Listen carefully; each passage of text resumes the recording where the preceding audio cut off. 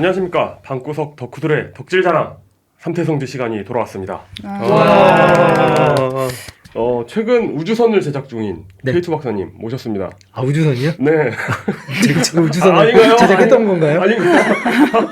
요즘 소모임 운영을 하고 있는데, 네. 예, 그 우주선 제작은 안 하고 있고요.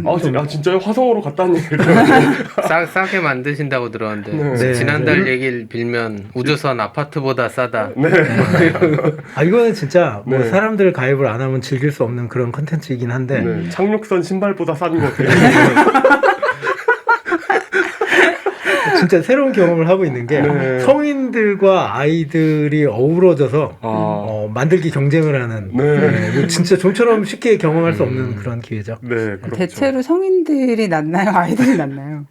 진짜 제가 처음에 편견을 약간 가졌던 게 성인분들이 뭘 하라고 그러면 열심히 안 뭐 이렇게 하죠. 연장 탓하잖아요. 뭐 준비된 재료가 네. 부족하든지 이거 갖고 되겠어 뭐 아. 이러든지 하고 어린이들은 바로 작업하거든요.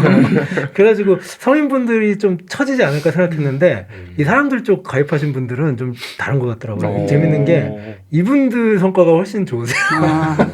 아이들을 울리시더라.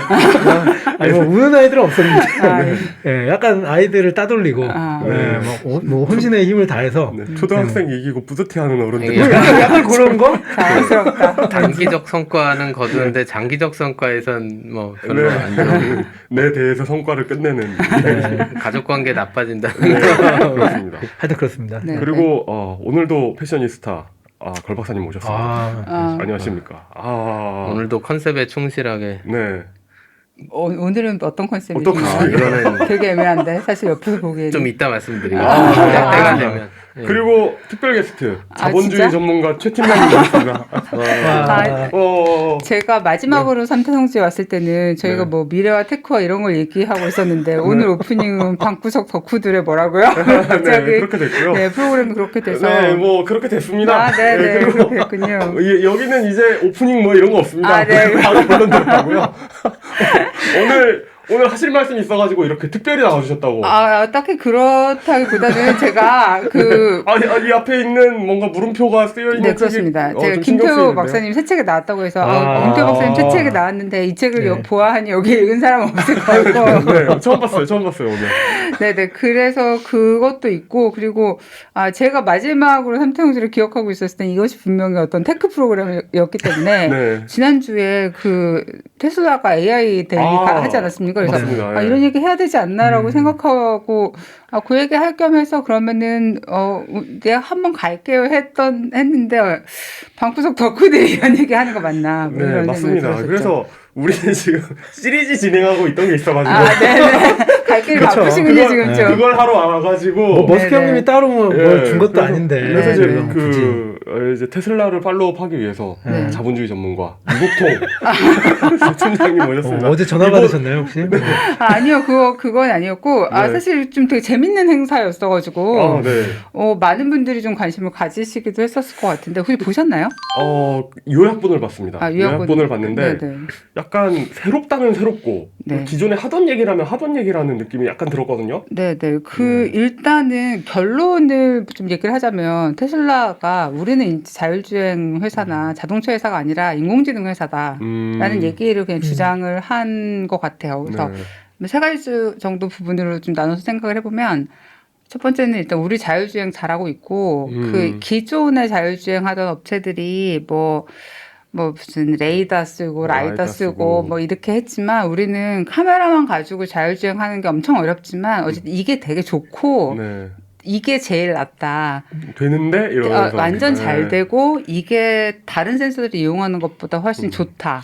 원래 테슬라 자동차에 레이더가 달려 있었거든요. 네네네. 근데 이번에 소프트웨어 업데이트를 하면서 떼버려요. 레이더를 디저블 시켰대요. 네네. 그래서 그냥 아예 안 쓰는데요. 달려 있는 자동차에서. 네, 그러면서 이쪽에서 한 게 그 여러 대의 카메라들을 통합을 하고 예측을 하는 인공지능을 그러고 이제 말하자면 안 보이는 데들이 이럴 것이다라는 게 이게 진짜 말하자면 인공지능 기능이 들어가는 거죠. 그래서 이걸 우리가 했다. 잘했다, 그것도. 네, 네. 이제 이 얘기가 앞에 꽤 한참 나와 있었고요. 그리고 약간 그러니까 우리는 테슬라 자동차가 정보를 수집한다고 할 때 뭔가 영상을 테슬라로 보낼 것 같은 느낌이 네, 드는데 그런 건 아니고 네. 그냥 되게 그 차 자체에서 개량한 데이터를 요약해서 보내더라고요. 네, 그렇더라고요. 네. 네, 그래서 이제 뭐 벡터 공간을 늘리고 카메라 보정하고 뭐 캐싱하고 뭐 이제 이런 과정들 쭉 이렇게 나와 있는데 이건 사실 약간 전문적인 얘기여서 제가 무슨 얘기인지 잘 모르겠는데 좋은 얘기였죠. 뭐. 네, 잘 하고 있다. 네, 네. 라는 얘기들이 있었고 뭐 네. 이게 얼마나 어려운지 뭐 이제 그런 얘기를 했던 것 같아요. 그러니까 데이터 라벨링 작업 같은 것들 네. 이런 얘기가 있었고 제가 본 것 중에 네.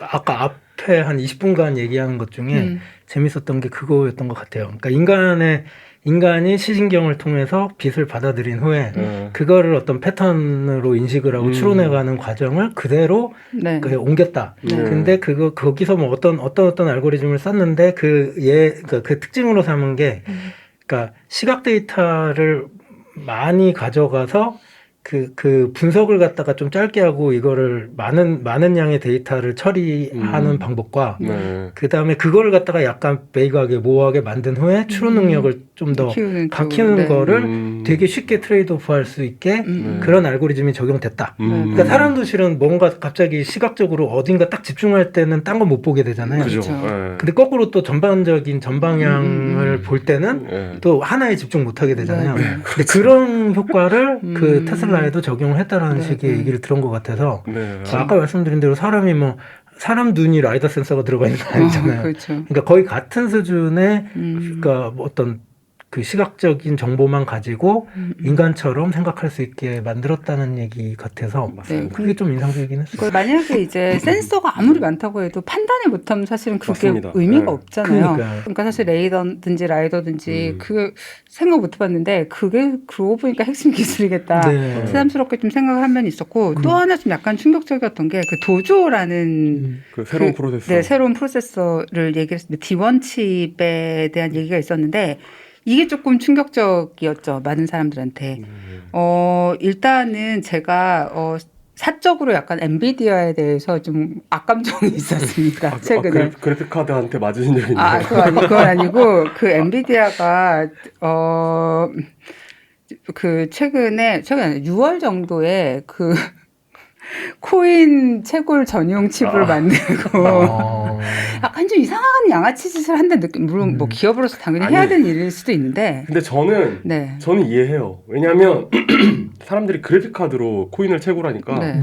정작 게임하는 사람들이 그래픽 카드를 못 사는 거예요. 네. 그래가지고 기존의 그 RTX 시리즈는 코인 채굴 성능을 낮추고 아예 전용 칩을 내놔가지고 네, 네. 그러니까 저쪽 가서 하세요. 예, 저쪽 가서 이거 예. 뭐 그렇게 볼 수도 있는데 네. 그 채굴칩을 만들고 그러면서 또 예를 들어서 한쪽 그러니까 AI 쪽 하는 칩들 엔비디아 칩을 주로 썼는데 이쪽 칩은 또 이상한 무슨 뭐 텐서 뭐라는 걸 집어넣어서 이걸 또 되게 가격을 비싸게 만들고 조금 이런 짓을 해서 뭐 이렇게까지 약간 좀 이런 감정이 있었는데 그러니까 이번에 그 나온 D1 칩이 그러니까 엔비디아 칩을 배제하고 자체적으로 말하자면 그러니까 이 지금 그 인공지능 그러니까 딥러닝을 하려면 그러니까 이 어떤 그걸 하려면 여러 대의 칩들이 다 같은 계산을 해야 되는데 이거를 지금 묶어내는 기술을 말하자면 이 도조 프로세서가 하는 일이거든요. 네. 근데 이전에는 이거를 말하자면 엔비디아를 다 묶어서 되게 어렵게 묶어서 했는데 이걸 다 말하자면 하나의 뭐라고 해야 되지? 컴파일러로 다 통합할 수 있는 이런 기술을 개발한 거고 지금 현재로는 이걸 할 수 있는 데는 구글밖에 없는 것 같아요. 근데 이걸 되게 깔끔하게 자기네들이 할 수 있다고 발표를 했고 막 그 조그만 프로세서 막 이렇게 패키지로 묶은 거 무슨 뭐 네, 이렇게 묶고 확장성도 있고 이걸 또 막 이렇게 막 쌓아 올려가지고 거기에 소프트웨어 스택도 올릴 수 있고 그래서 이거를 했다면 이건 좀 굉장한 거 아닌가. 네. 네, 이런 생각이 들었고 네, 엔비디아 쌤통이다.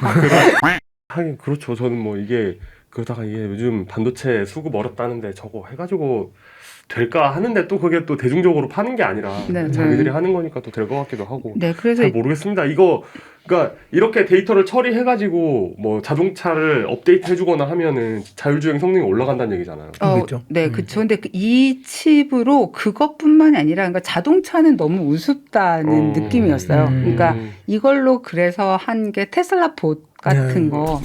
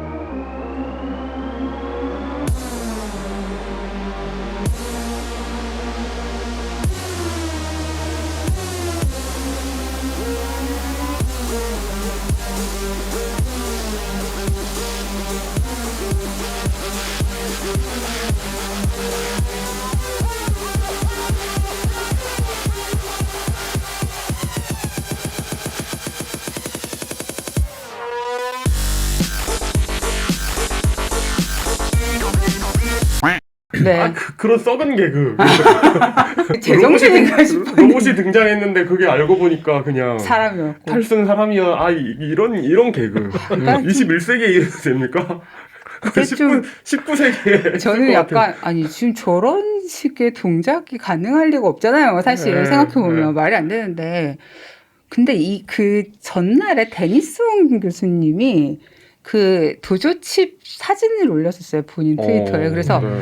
데니슨 교수님 로봇 하시는 분이잖아요. 그래서 뭔가 이쪽에 뭔가가 있나라고 생각을 하고 있던 차에 그 로봇이 춤추는 걸 보니까 처음에 그 등장을 했는데 약간 그런 거예요. 그러다 나중에 뭔가 말도 안 되는 춤을 춰버려서 그런 걸 하고 빵 터졌는데 네.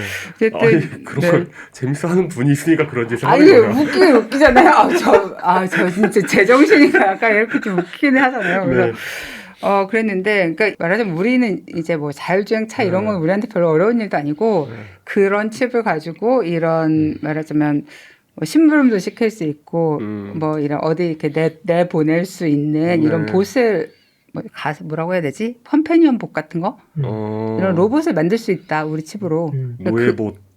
반려 로봇. 이게 노예와 반려는 좀 차이가 있는데. 근데 네. 좀 무섭게 생겼다는 사람들도 있고 네, 좀 그렇긴 하더라고요. 저 저는 옛날에 그 키아누 리브스 나온 네. 지구가 멈추는 날 영화. 그렇죠, 맞아. 맞아요. 거기 나오는 위가 외계인. 검게 생겼잖아요. 네. 그렇게 생긴 거. 기분 어쨌든 그렇게 세 가지를 발표를 했습니다.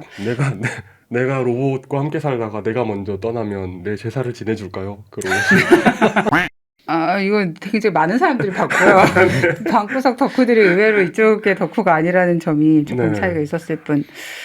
그래서 일단은 좀 그런 것 같았어요. 그러니까, 이제 이런 자율주행 뭐라고 해야 되지? 프로그램 같은 거? 이런 거는 우리한테 그냥 가져가라. 이게 제일 싸고 잘한다. 네. 라는 느낌이었고, 진짜 막 그 자동차 회사들 보면 네. 막 그 자동차 페이스리프트 한다 그러잖아요. 네네. 연식 변경을 할 때 그 나사 재질을 바꾸거든요. 그럼 개당 단가 막 1, 2원 떨어져요. 그러니까 막 그걸 그 잡으려고 막 회사들이 단가 잡으려고 하거든요. 그런데 그런 면에서 막 이런 뭐 라이다 필요 없다, 이런 그 카메라만 쓰겠다, 이런 건 엄청난 장점인 것 같습니다. 진짜. 그렇죠. 네. 그래서 이제 그런 식의 얘기들 하고 그리고 AI 하는 사람들 우리 회사 되게 좋은 회사고 이런 정도의 비전이 있으니까 여기 많이 그런 와라라는 얘기 많이 하더라고요. 얘기를 주로 하는 것 같습니다. 일단 제가 알기로는 아직 그 테슬라 자동차 FSD 옵션하고 구매하신 분들 완전 자율주행이 안 되고 있는 걸로 아는데. 네, 그렇죠. 그것 때문에 사실은 요 네. 며칠 전에도 좀 문제가 있었었죠. 네. 저는 일론 머스크는 일론 머스킹 했고 머스킹. 네. 그와 무관하게 그 중간에 그 도조칩 나와서 설명하신 제가 그분 이름을 영원히 외우지 못할 것 같은데 네. 그분 계시는데 저는 그 개발팀의 그 자신감 같은 거나 막 그 뭔가 우리가 이 정도로 해내다니 막 그런 기쁨 같은 거 그런 게 좀 느껴지긴 하더라고요. 좀 대단하다. 그런 느낌. 그것도 발표 때 매번 재밌었던 게 그러니까 실제 기술 개발진 팀 리더들을 앞에다 세우는 거가 말을 실수할 수도 있고 네. 보통 이제 공돌이 되잖아요. 말 잘못할 수 있는데 그걸 쇼업을 한다는 게 그러니까 보통 우리나라에서는 이렇게 대외 홍보팀, 마케팅 팀 뭐 이런 데에서 나가가지고 되게 본질과 조금 맞지 않는 감각적인 뭐 이런 거 갖고 와서 이렇게 선전하듯이 진행하는 경향이 있는데 딱 그 기술에 대해서 그냥 바로 소개를 한다는 게 그런 게 좋은 것 같아요. 공학자로서 대단히 흐뭇해하고 계신데 이 포인트에 되게 재밌었어요. 그리고 그런 거 그 본인이 만드신 거 되게 재밌게 잘 소개하세요. 그래서 그 케이트 박사님 보면서 느끼는 거지만 진짜 훈련된 사람이 그런 그 피치에 그 훈련된 사람이 그런 걸 하는 것도 물론 재미가 있는데 진짜 만든 사람이 나와가지고 이 사람이 좀 그런 어떤 피치의 전문성은 떨어질지라도 만든 사람이 나와가지고 그런 느낌이 들었어요. 내가 만들었다 이거 그 볼래? 약간 흥분을 이런 그대로 전달할 이런 수 태도. 있는 네. 거죠. 네, 그런 게 진짜 좀 뭐 몇 가지 문제점이 있었고 그걸 어떻게 해결했고 뭐 이런 얘기들을 계속 하는 걸 보면서 와 이거 진짜 저 사람이 했구나 저게. 그러니까 일론 머스크 자체가 참 저도 보면서 약간 진짜 애증에 뭔가 그런 생각이 들었는데 이 사람 자체가 되게 그냥 엔지니어인 거예요. 아무튼 제가 일론 머스크가 무슨 인터뷰하고 그 자기 엔지니어들이랑 얘기하는 영상을 하나 본 적이 있는데 그러니까 일단은 기술에 대한 이해 수준이 되게 높고요. 맞아요. 네, 그리고 이제 예전에 왜 스티브 잡스가 그러니까 어떤 그러니까 교차점에 있는 문제들을 해결을 하고 그러니까 예를 들어 디자인과 기술 사이에 있는 문제 이런 걸 되게 잘 해결하는 사람으로 좀 그 정평이 있었잖아요. 근데 일론 머스크는 그거를 예를 들어서 어떤 경영인으로서 양쪽 얘기를 잘 정리한다는 게 아니라 본인이 그거를 내부에서 딱 통합해서 해결하는 엔지니어의 그런 느낌이 좀 있더라고요. 그래서 너무 몰입하셨는데. 아니 그게 아니라 제가 진짜 네. 주말에 약간 열심히 보긴 했어요. 네. 되게 너무 신기한 사람이구나 생각이 좀 들어가지고. 네. 그래서 막 그 모델 Y 그 차체를 네네. 뭐 이렇게 뭐 그 주물로 찍어낸다, 일체형으로 네네네. 찍어낸다 막 이런 걸 가지고 토론을 하는 모습을 봤는데 네, 저도 그거 봤는데. 자동차 CEO들이 저렇게 생각하나? 하겠지? 막 그 좀 놀란 부분이 있었어요. 그러니까 저렇게 우리 공정 하나하나 그리고 이것의 장단점이나 네. 비용 문제 이런 것에 대해서 이렇게 굉장히 그러니까. 그 어느 분야 전문가가도 같이 토론할 수 있을 정도의 수준을 갖췄다는 게 놀랍더라고요. 네. 게임 이야기. 네. KT 박사님의 게임 이야기 먼저 듣고 가시겠습니다. 네. 그럼 오늘 이제 나머지 모든 게임 마지막에 얘기가 이제 다 나오는 컨트롤러 얘기까지 해가지고 네. 약간 하드웨어적인 얘기들과 그다음에 뭐 컴퓨터 속의 소프트웨어 얘기 살짝 할다가 끝냈어요. 그래서 실은 다 했거든요. 네. 실 그게 다여서 네. 돌 맞을까봐. 예, 그래서 이제 마지막으로 끌고 들어와 본 게 그러면 지금 우리가 하고 있는 게임의 몰입감을 부여한 거는 또 요소가 뭐가 더 있을까? 그걸 조금 더 긁어내 봤어요. 네네. 예, 첫 번째가 물리법칙이에요. 게임은 결국은 아까 말씀드렸던 컴퓨터 속에 그 코딩을 통해서 가상 세계가 만들어지는 과정이 필요한 거잖아요. 그러니까 실제 하는 세상이 아니죠. 네. 예, 근데 실제 하는 세상과 유사하게 만들수록 몰입감이 더 가지 않겠습니까? 네. 근데 이제 초기에는 예전에 얘기했던 그 퐁 같은 경우는 뭐 억지로 얘기한다면 2차원의 테니스장을 만든 거죠. 네네. 그죠. 예. 그리고 스페이스 인베이더 또 2차원적으로 약간 관성계 속에 있는 것 같이 움직이는 그쵸. 우주선이 떠다니는 우주 총- 공간을 만들었죠. 3차원은 못 만들었고. 총알도 약간 네, 그렇게 나가고 관성계 느낌이고. 그때 해보신 분은 아시겠지만 뭐 일단 우주선 자체가 약간 그런 식으로 이렇게 그 관성 따라 움직이거든요. 네. 예, 뭐 갑자기 가다가 브레이크가 잡히지도 않고, 예, 뭐 그렇게 만들어서 뭐 이렇게 그 실제감을 줬고, 네. 그 다음에 슈퍼마리오 제가 좋아하는 그 경우는 뭐 처음에 2D에서 시작을 했지만 슈퍼마리오 64 버전으로 들어가면 이제 3D 세상이 막 만들어지면서 뭐 피치 공주가 잡혀간 저 성이나 이런 게 막 멀리 원근감 있게 보여지고 뭐 이런 것들이 결국은 예전에 한번 설명했었는데 컴퓨터 그래픽 기술을 통해서 그게 태어났죠. 근데 그래픽 기술만 갖고 사람들이 몰입감을 갖게 된 게 아니라 실은 그 속에서 움직이는 캐릭터나 각각의 오브젝트들이 물리법칙에 따라서 움직이기 때문에 가능했던 거고, 그래서 이제 게임을 개발하겠다. 나는 게임 코더가 되겠다라고 생각하는 분들 중에 코딩 교육을 배우면 다 되는 줄 알고 계시는 분들이 있거든요. 근데 실은 그 과정에서 제 친구들도 실은 뭐 외국에 있는 친구들도 있고 그 중에 그런 쪽에서 일하는 친구들 중에는 실은 수학 전공을 하거나 그냥 물리 전공한 친구들이 있어요. 그럼 이 코딩이랑 별로 상관없을 수 있거든요. 그 세계가 정말 깊죠. 그죠? 정말 깊습니다. 그래서 이제 그런 게임은 어떻습니까? 그 뭐 K2쿤 내가 만든 도시락을 받아주지 않겠어? 약간 이런 게임 있잖아요. 받는다 거절한다 이런 거. 근데 그것도 도시락을 거절해서 던지면은 실제 도시락처럼 떨어져야 되는 그런 거잖아요. 그것도 물리법칙이 적용돼야 됩니까? 적용돼야 되지 않을까요? 터지진 않나요? 도시락이? 그래요? 그건 앨범 게임이고요. 근데 뭐 근데 요즘 게임. 막 인기 있는 그 옛날에 뭐 둠 시리즈부터 시작해서 요즘 그 뭐죠? 그 배그 배틀그라운드 뭐 이런 것들 보면 기본적으로 물리 세상 구현을 해놓은 상태에서 이제 게이미피케이션을 한 거죠. 그래서 실은 이제 뭐 할 얘기는 그거예요. 뭐 여기 계신 분들 너무나 잘 아시겠지만 물체를 그냥 위로 휙 던졌을 때 그 현실 세계에서야 당연히 물리법칙이 인간이 만든 게 아니기 때문에 그렇죠. 예, 발견이 된 거지. 그렇기 때문에 그냥 던지면 땅으로 떨어진다는 걸 알고 있지만 근데 그게 뉴턴 아저씨가 처음에 중력가속도라는 거를 발견해내서 그걸 정리해서 수학적으로 정리를 해냈기 때문에 그게 이산화된 그러니까 컴퓨터 속으로 들어갈 수가 있는 거죠. 수학 공식화 됐기 네. 때문에 그죠? 네. 그래서 뭐 아주 이 밑에 나중에 이렇게 자막을 넣어주실지 모르겠지만 네. 뭐 F는 MA라고 얘기하는 가장 쉬운 물리 공식이죠.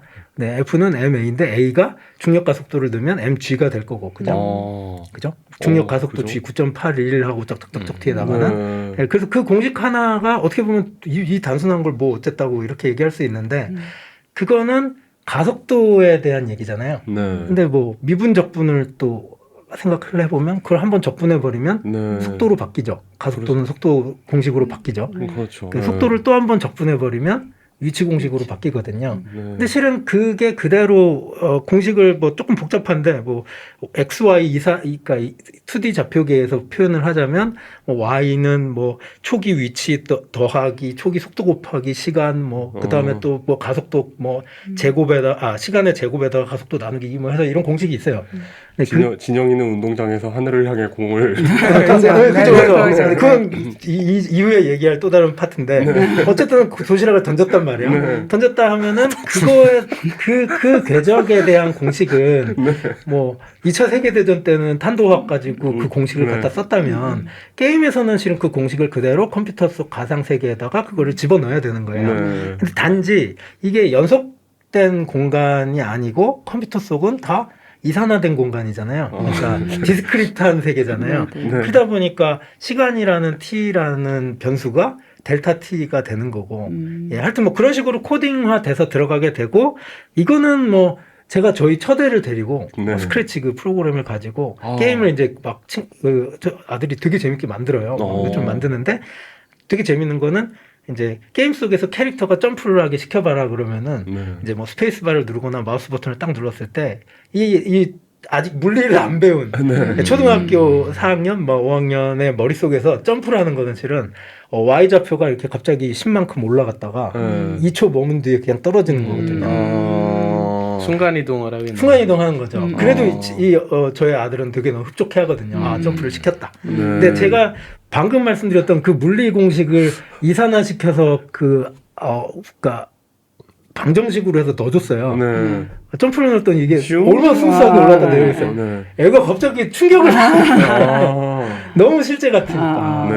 그래서 실은 아주 단순하게 표현하면 그거 하나뿐이지만 실은 그것뿐이 아니라 중력의 법칙을 뉴턴이 발견했고 그 다음에 운동 법칙들이잖아요. 그러니까 물체와 물체가 부딪혔을 때 서로 반작용을 하는 그 과정에 대한 거, 그리고 큰 물체가 조그만 물체랑 부딪혔을 때는 큰 물체의 가속도는 조금 더 작은 값이 나오고 네. 반작용을 받긴 하지만 작은 물체는 훨씬 큰 가속도로 튕겨져 나가죠. 무슨 뭐 이렇게 게임 캐릭터가 이렇게 무거운 물건을 밀면 속도가 느려지고 맞습니다. 이제 그런 것들도 결국은 다 방정식으로 만들어졌고 그게 코딩 속에 녹여졌다 뿐이지 이게 뭐 코딩을 잘해서 한 게 아니잖아요. 그렇죠. 그러니까, 물리학에 대한 이해가 있어야 되는 거기 때문에 왜 이 말씀드리냐면 결국은 물론 코딩도 잘해야 됩니다. 물론이죠. 그게 기본으로 깔고 있어야겠지만 결국은 물리학을 전공하든 화학을 전공하든 뭐 나중에 어떤 지금 핫한 IT계 게임계에 조력을 할 수 있다는 거 그런 거를 말씀드리고 싶었고 그렇게 들리네요. 그러니까 게임이 장르나 어떤 스토리텔링에 상관없이 일정 정도는 현실 세계를 시뮬레이션 해야 되는 맞습니다. 그러니까 도시락을 받는다 거절한다 이것도 뭔가를 시뮬레이션하는 거잖아요. 그렇죠. 그런 것처럼 현실 세계에 뭔가를 시뮬레이션 해야 되고 거기에 중요한 게 어떤 물리법칙이라는 거죠. 수학과 물리법칙이 들어가야 된다는 거고 너무 맥락이 없으면 즐길 여지가 없어지는 거죠. 그러니까 물리법칙을 그대로 재현할 수도 있고 뭐 게임이니까 뭐 위아래가 뒤집힐 수도 있지 않습니까? 근데 위아래가 뒤집혀도 물리법칙을 무시할 수는 없는 거고 위아래를 뒤집는다는 건 사실 Y축만 바꿔놓은 거지. 뒤집은 상태에선 똑같이 이제 이 낙하가 아니고 뭐라 그래야 되나 등상운동 이런 걸 하게 되는 거죠. 그러니까 인간이 워낙 이게 친숙하게 가지고 있는 그 규칙들이 있기 때문에 그거를 무시하고는 성립할 수가 없는 것 같습니다. 그렇죠. 사실 슈퍼마리오 되게 지금 보면 되게 단순한 게임이지만 그것도 캐릭터 움직이는 거 보면 되게 물리법칙 기본적으로 다 적용이 돼 있어요. 가속도와 이런 것들이 있어가지고 맞습니다. 달리기 그게- 시작할 때 가속도가 붙는 동작도 나오고 점프 버튼을 눌렀을 때 그죠. 예, 중력의 법칙에 따라서 서서히 뭐 빠르게 올라갔다 뭐 빠르게 떨어지고 그래서 예. 이게 그런 게 있는 것 같아요. 근데 비슷한 아류 게임 중에 그렇게 안 움직이는 게임들이 있거든요. 그냥 네. 팍 움직이는 게임들이 있는데 네. 그런 거에 비해서 이렇게 좀 뭐라고 해야 되지? 현실적으로 움직이는 게임들이 네. 좀 더 몰입이 되고 네. 뭔가 이걸 조작을 능숙하게 됐을 때 성취감이 더 있는 것 같아요. 그렇죠. 음. 그래서 그 물리법칙 얘기를 그래서 하고 싶었고 이게 근데 또 언뜻 생각하시는 분들 중에는 솔리드한 네. 그냥 딱딱한 물체들의 모사에나 적용되는 거 아니겠어? 이게 유체적인 흐름 있잖아요. 네. 바람이 분다든가. 네. 근데 그런 것들은 어떻게 물리법칙을 뭐 어떻게 적용하겠다는 거야 할 수는 있겠지만 옛날에 홍승우 교수님인가요? 그때 오셔서 얘기하실 때 물리 얘기를 잠깐 해주셨었는데 그때도 나왔던 얘기인데 유체조차도 네. 미소체적이라는 개념이 있어요. 그러니까 네. 그 물리법칙을 이런 뉴턴식 고전역학을 적용할 수 있는 최소 단위의 가장 작은 체적으로 쪼갤 수가 있어요, 공간을. 유체를. 네. 그거를 그래서 미소체적이라고 부르고 그걸 그 수학적으로는 뭐 dx, dy, dz 해가지고 이렇게 그 체적 볼륨을 그렇게 정의를 하는데 재미있는 거는 그런 물리법칙이 적용되는 그 아주 적당한 충분히 작은 체적이라고 해서 수학에서는 dx가 0으로 가고 dy가 0으로 가고 dz가 0으로 간다고 가정해서 이제 풀어요 수학을. 네, 근데 컴퓨터에서는 그럼 0이면은 무한히 작다는 얘기잖아요. 네, 그러니까 미소체적의 점으로 기본 정의는 이렇게 그래요. 음. 수학적 정의는 그런데 근데 그거를 컴퓨터에서 풀 때는 그렇게 그거 풀 수가 불가능하죠. 없잖아요. 네. 그렇기 때문에 이것도 똑같아요. dx, dy, dz라는 표현이 컴퓨터에서 이산화될 때는 델타 x, 델타 y, 델타 z 해서 컴퓨팅 파워 갖고 구현할 수 있는 정도의 실제 수치로 줄여요. 아. 그게 0.1이 될 수도 있고 0.001이 0.001이 될 수도 있고 어. 0.00001이 될 수도 있죠. 그걸 뭘로 하느냐는 내가 가진 컴퓨터의 성능에 맞습니다, 따라. 맞습니다. 그러니까 코딩을 하는 사람들이 이 소프트웨어가 그 문제를 풀 때, 방정식을 풀 때 해결할 수 있는 시간을 가지고 그 미소체적의 크기를 줄이죠. 근데 그렇게만 되면 어찌됐건 저찌됐건 유체 흐름도 이 뉴턴이언한 역학으로 다 풀 수 있다는 거죠. 그렇기 때문에 저희가 비행 시뮬레이션 게임을 한다든가 네. 아니면 아까 말씀드렸던 공중에 뭐가 떴다가 떨어진다고 했을 때 단순 중력 가속도만 갖고 해결을 해도 실제감은 안 들어요. 왜냐? 기본적으로 낙하할 때 합력이 있거든요. 공기 때문에 받게 그죠. 되는 힘이 있는데 단 공기 저항은 무시한다. 무시한다. 뭐 그런데 지금 나오는 게임들은 공기 저항식도 다 들어가는 거죠. 네, 공기 저항 개수를 넣어가지고. 네.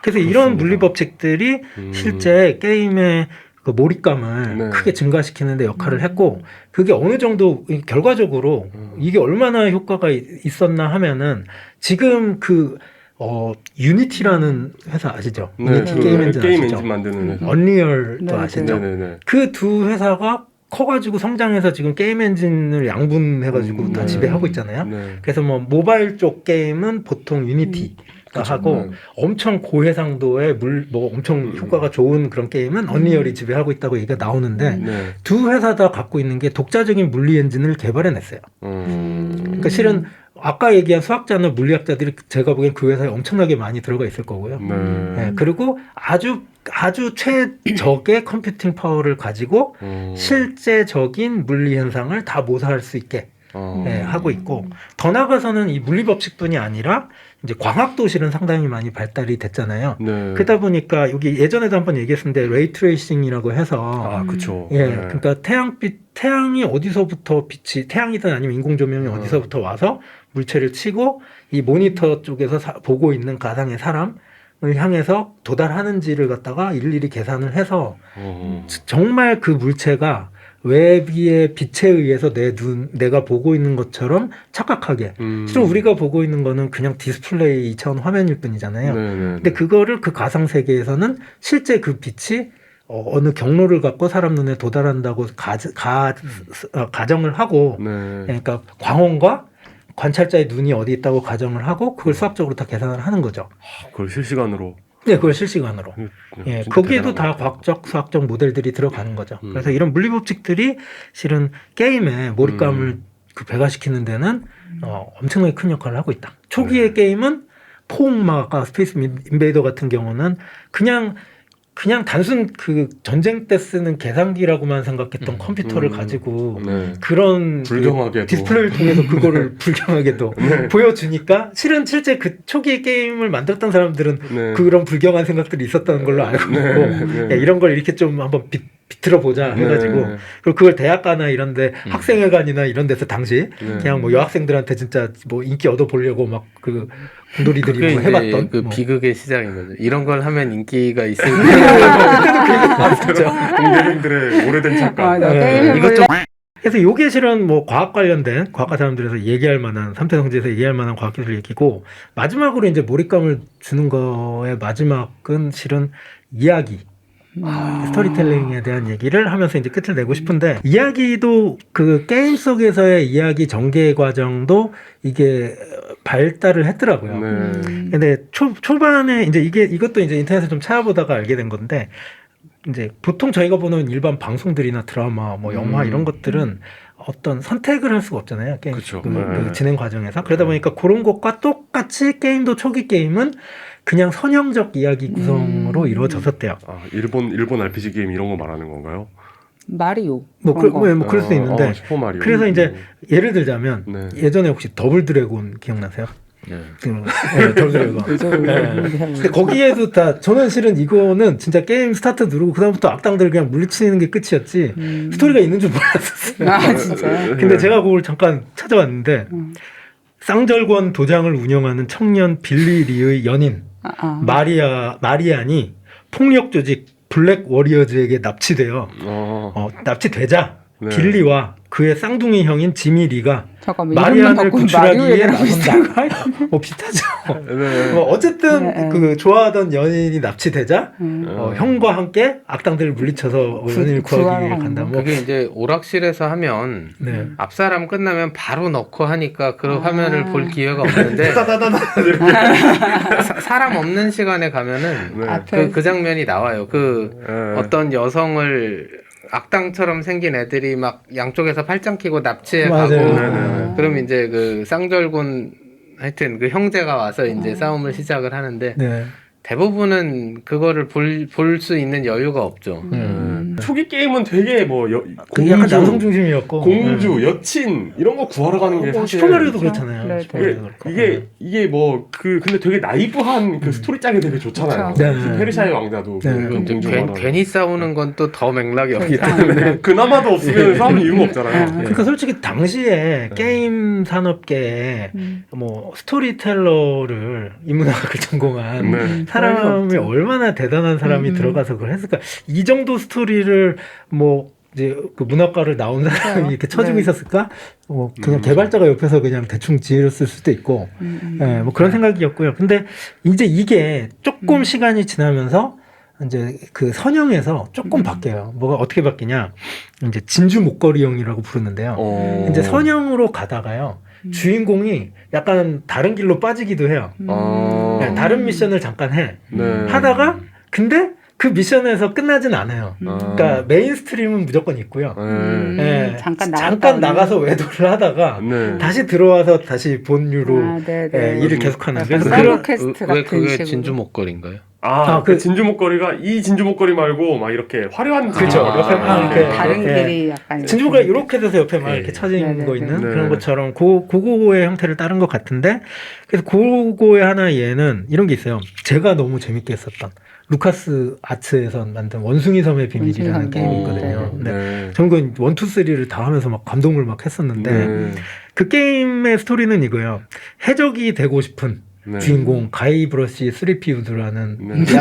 약간 멍청한 남자 주인공이 있는데 그 주인공이 해적이 되고 싶어서 밀리섬이라는 데를 가요. 그래서 해적이 내가 되고 싶은데 어떻게 해야 되냐 그랬더니 그 뭐 진짜 해적들이 막 깔깔대면서 뭐 네가 해적이 되겠다고 뭐 이러면서 뭐 몇 가지 뭐 무슨 뭐 그 말로 싸우는 칼싸움에서 네가 이겨야 되고 그러니까 뭐 웃기는 뭐 몇 가지 미션을 줘요. 근데 진짜 말로 싸워서 이겨야 돼요. 칼은 가짜고 서로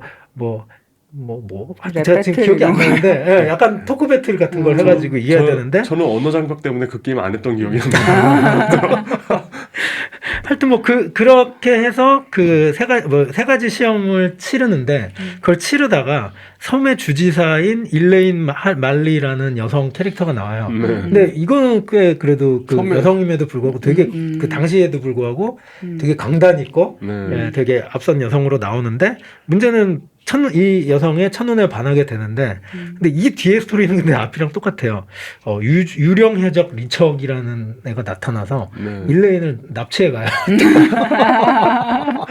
그래서 또 구하러 원숭이 성으로 가는 뭐 이런 장도를 떠나게 되는 게 기본 스토리인데 네. 이게 왜 기존의 선형 스토리랑 뭐가 차이냐? 얘는 가다가 지역적인 미션이 자꾸 주어져요. 예를 들어서 서커스단에 있는 어디로 이렇게 흘러가는데 서커스단 형제가 뭐 겁이 나가지고 서로 이렇게 사람을 넣어서 발사하는 대포를 개발했는데 서로 티격태격하면서 네가 먼저 들어가봐, 네가 먼저 들어가봐 막 이러는 거예요. 네. 근데 가이브로시 스리피우드가 먼저 들어가서 이 미션을 해결해 줘야 돼. 이거는 실은 유령 해적을 찾아가는 거랑 아무 관계가 별로 없어요. 네. 그런데 뭐 근처에 어딜 가가지고 뭐 양철로 된 냄비를 구하고 이걸 머리에다 쓰고 뭐 네. 뭘 해가지고 결국은 뭐 대포에 타서 뻥 날아가면 형제들이 고맙다고 그러면서 뭐 뭔가를 뭘 주고 뭐 이런 식이거든요. 그래서 어쨌든 간에 그래도 기존의 선형적인 스토리와는 다르게 네. 신주목거리형 스토리는 되게 이렇게 분파되고 막 이렇게 파생된 어떤 그 서브한 미션들이 많은 그런 게임으로 좀 진화를 하게 되고 이제 마지막이 이제 최근에 나오고 있는 게임들 중에 상당수가 이런 걸 따르는데 나뭇가지형이라고 부르고요. 이건 뭐냐면 결과에 대해서 작가가 되게 여러 가지 결과를 만들어놔요. 그렇죠.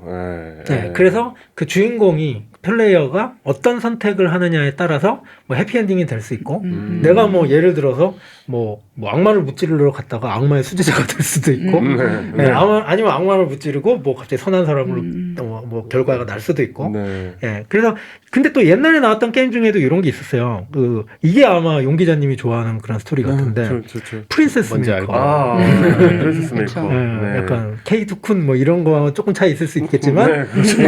텍스트 베이스로 계속 질문을 네. 던지잖아요. 네, 계속 네. 질문을 던져가지고 네. 그 마지막에 무슨 직업을 가지느냐. 네. 그죠. 직업 박람회죠. 네. 그래서 이것도 결국은 그 아주 초기의 조그만 스토리는 마왕군과의 싸움에서 활약했던 용사가 용사가 주인공이 아니라 싸움이 끝나고 자신도 부상으로 젊은 나이에 은퇴하게 되는데 마지막으로 나라를 위해 뭔가 작은 도움이라도 주려는 의미에서 전쟁통에 부모를 잃은 10살짜리 여자아이를 입양해 키우게 된다. 그래서 이제 당신이 어떻게 키우냐에 따라 딸이 어떻게 먹으면 뭐 주부로 성장할 수도 있고 진짜 그 나라를 공주가 될 이끄는 수도 있고 군주가 될 수도 있고 네. 뭐 사냥꾼이 될 수도 있고 뭐 이런 거죠. 그래서 왕도 될 수 있죠. 네, 네, 그렇죠. 맞아요. 그래서 되게 다양한 결과들이 있었던 것 같아요.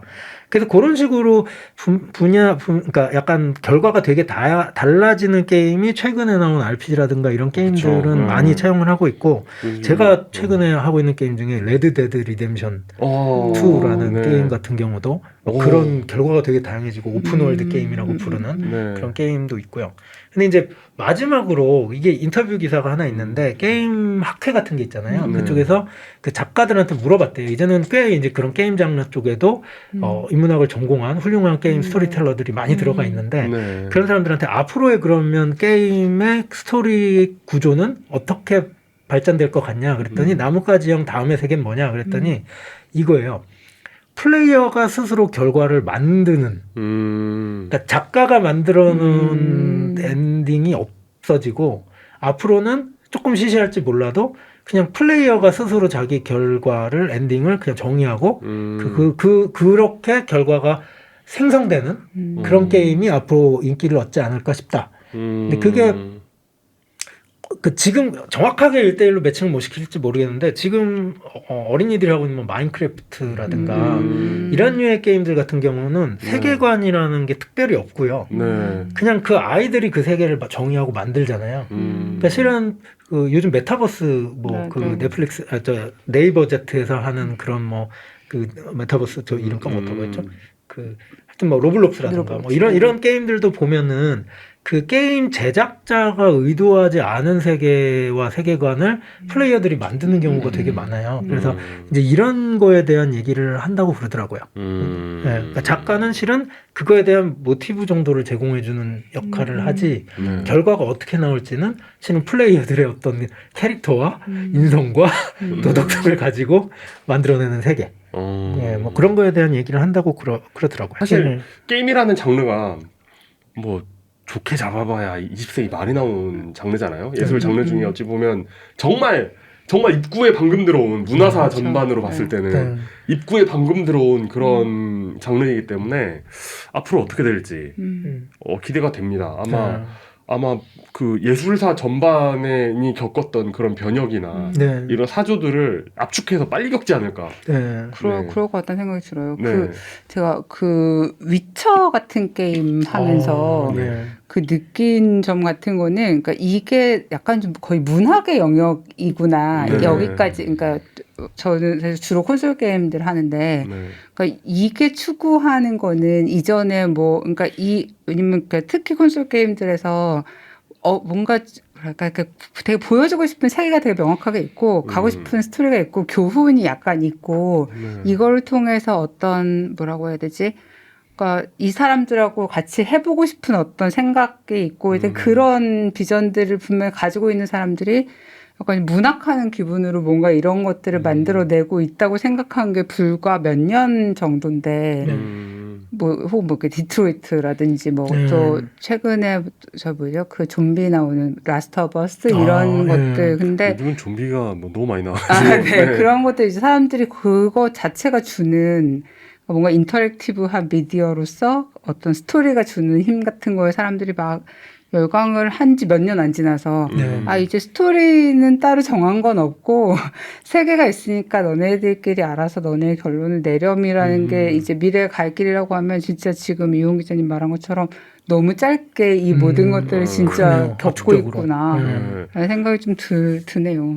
이게 그냥 어떤 스토리 측면 그리고 뭐 그 사실 저 바이오쇼크 시리즈를 하면서 그 게임 그 시각적 디자인 있잖아요. 이런 게 그냥 게임은 솔직히 좀 제가 좀비물을 무서워해가지고 이지 모드 막 이렇게 하는데 그 시각적 디자인 있잖아요. 그 디젤 펑크라고 부르는 그리고 나중에 그 인피니티까지 가면 막 스팀펑크 막 이렇게 하늘 날아가는 막 이런 게 나오거든요. 근데 그런 디자인이 너무 기발하고 너무 예쁘게 잘 만드는 거예요. 그리고 뭐 그런 것부터 시작해가지고 무슨 뭐 캐릭터 디자인까지 해가지고 이런 것들 굉장히 많은 부분들이 종합적으로 표현될 수 있는 그 예술 분야라는 생각을 했습니다.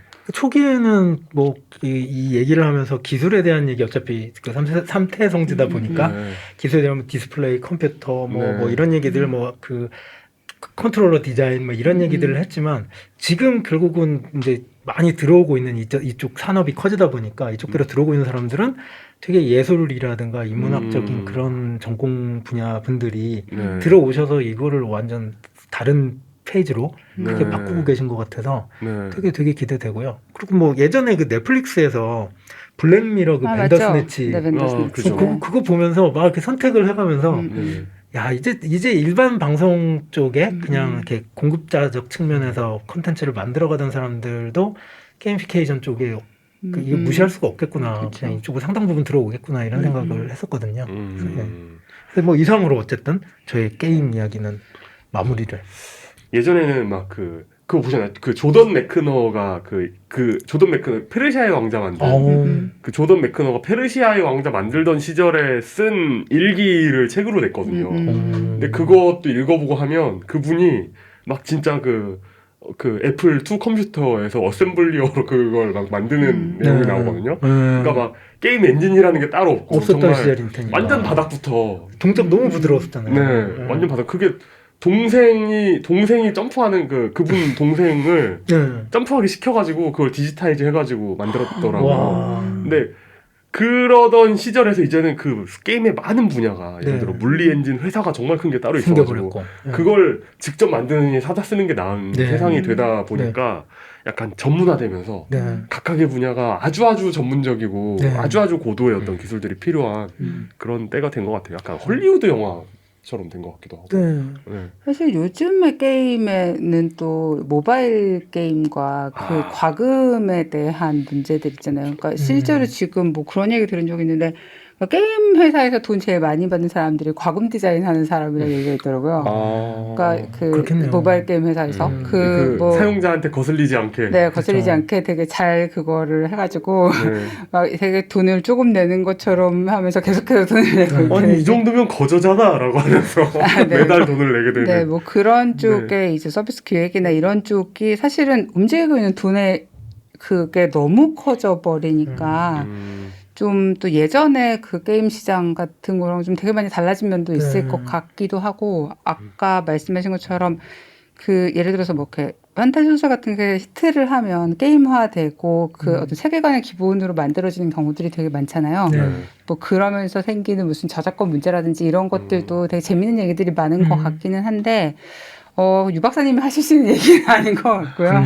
제 관점에서는 재밌었던 거는 그 대학 때 이제 뭐 제어 과목 이런 물리 역학 뭐 이런 걸 배우다 아까 막 설명드렸던 게 결국은 저는 공대에서 역학으로 배웠던 거거든요. 근데 그거를 이제 설계 시간에 컴퓨팅 하라고 이제 과제가 나와요. 그러니까 뭐 교수님이 예를 들어서 뭘 시키냐면은 자동차를 만들어서 바퀴가 스프링 댐퍼 시스템이 작동되는 그러니까 가상 환경에서 그런 자동차를 만들고 중간에 범퍼를 하나 지났을 때 이 자동차가 어떻게 출렁거리는지를 다 시뮬레이션 해라. 네, 그걸 시키는데 그게 이제 한 학기 과제예요. 그럼 당시에는 근데 용 기자님 말씀하신 당시 물리 엔진 이런 거 하나도 없었고요. 오픈GL이라 불리는 그냥 이렇게 3D 이렇게 그 뭐라고 해야 되나 그래픽 라이브러리만 제공을 해줬고 네네. 나머지는 다 C나 C++로 짰어야 되는 거거든요. 그러니까 와, 근데 그거를 그거 저는 한다고요? 애들끼리 팀 짜가지고 뭐 밤새가지고 열심히 해서 2차원으로 이렇게 차 만든 다음에 앞뒤 바퀴 두 개가 출렁거리는 걸 보면서 막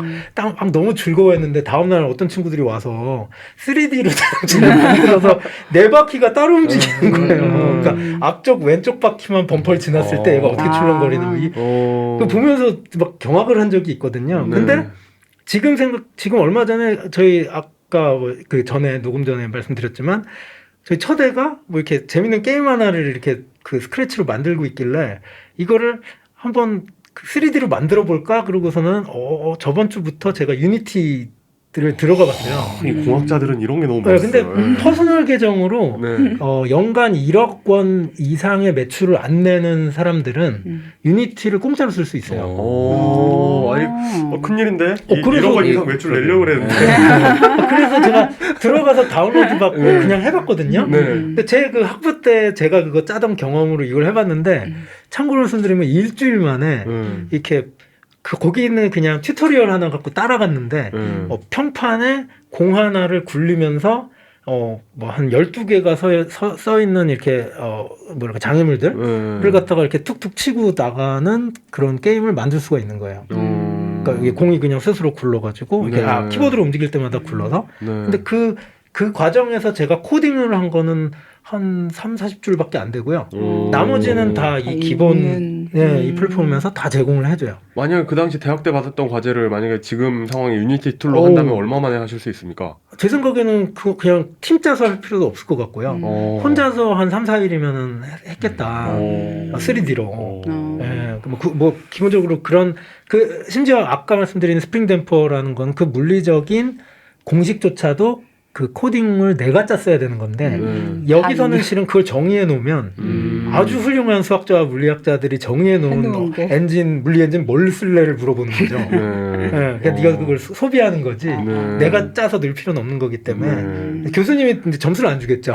그래서 그런 관점에서 보면 뭐 물론 이제 산업이 그렇게 돼감에 따라서 되게 복잡다단해지고 뭐 과거 문제라든가 막 이렇게 고민할 그런 뭐 어떤 거대한 게임들에 대한 경쟁도 있겠지만 또 한편으로는 그 인디 개발자들 같은 경우가 이 시장에 진입하기가 정말 쉽겠구나. 그러니까 되게 좋은 스토리와 기획 아이디어만 있으면 공짜로 쓸 수 있는 물리 엔진 이런 거 내가 뭐 1억 안 벌고 1-2천만 벌겠다고 해가지고 뭐 그렇게 게임 몇 개 만들어내겠다 하면은 언리얼도 좀 쓰고 뭐 유니티도 좀 쓰다가 하면 되지 않을까? 뭐 그런 생각 들어서 아마 그런 풀뿌리식으로 이 시장에 들어올 수 있는 인디게임 개발자들한테는 되게 또 네. 호재 아닐까 맞습니다. 그런 생각도 해봅니다. 예. 재밌는 인디 게임들이 또 저는 많이 나왔으면 네, 좋겠어요. 많이, 그런 많죠. 아이디어를 많이 갖고. 확실히 산업이 성숙하면 이렇게 모듈로 바뀌는 것 같아요. 네. 이 엔진 말씀하신 게 다 이제 다 모듈화가 돼서 그걸 사다가 쓰면 되는 거지 않습니까? 심지어 공짜고 일부는. 뭐 네. 오프닝하고 연결을 해도 결국 테슬라가 이야기하는 것도 이런 뭐 자율주행이니 이런 거를 다 만들 생각하지 말고 사다 써라 뭐 이렇게 되는 거죠. 또 하나의 거대한 시리즈가 있죠. 거대한 나? 시리즈. 타자기 예. 시리즈. 오늘 이것까지 막을 내리면 사람들이 삼태성제 끝나는 줄 알까봐 네. 오늘은 끝내지 않기로 했습니다. 네, 그렇습니다. 그러면 오늘 타자기 이야기 이어가시는 예. 거 맞죠? 20세기 이제 더 이상 쓰지 않는 틀딱들의 이야기. 네. 20세기 동아시아의 타자기 이야기 들어보도록 하겠습니다. 일단 다 잊어버리셨겠지만 떡밥을 회수하자면 오늘의 의상 컨셉은 네모입니다. 많은 네모. 네, 많은 네모. 많은 네, 네모. 정말 그렇습니다. 동아시아 타자기. 네모. 네. 지난 시간에 일본 타자기 이야기 해주셨죠. 예. 네. 일본 타자기는 근데 사실 이거는 기술의 문제가 아니라 어떤 정책의 문제나 철학의 문제인데 일본 타자기는 결국에 한자 타자기와 마찬가지의 문제와 씨름하는 쪽을 선택을 했습니다. 지난 시간 이야기를 말씀을 하셨으니까 간단 요약하자면 사실은 일본도 이제 개화기에 선택의 여지가 있던 거죠. 한자에서 벗어날 것이냐 네. 아니면 한자를 안고 가느냐. 한자를 안고 가면 사실 일문 타자기와 한자 타자기는 본질적으로 다를 게 없어지죠. 그쵸. 그 히라가나 가타카나 그 다 한자 해봤자 타자기에 알잖아요. 히라가나 가타카나 백자를 얹은 것에 그리고 불과한 거죠. 그리고 시프트 누르면은 히라가나 가타카나 이런 거 바뀌고 예. 이런 거. 근데 네. 이제 그래서 사실은 한자와 이때가 결별할 때다 해서 뭐 가나만 쓰기 운동을 했던 사람들도 있었고 그러다 보니까 뭐 그러면 시각적으로 인식이 안 되니까 띄어쓰기도 해야 된다 뭐 이런 얘기가 나왔는데 약간 찻잔 속의 태풍으로 끝이 났고 네.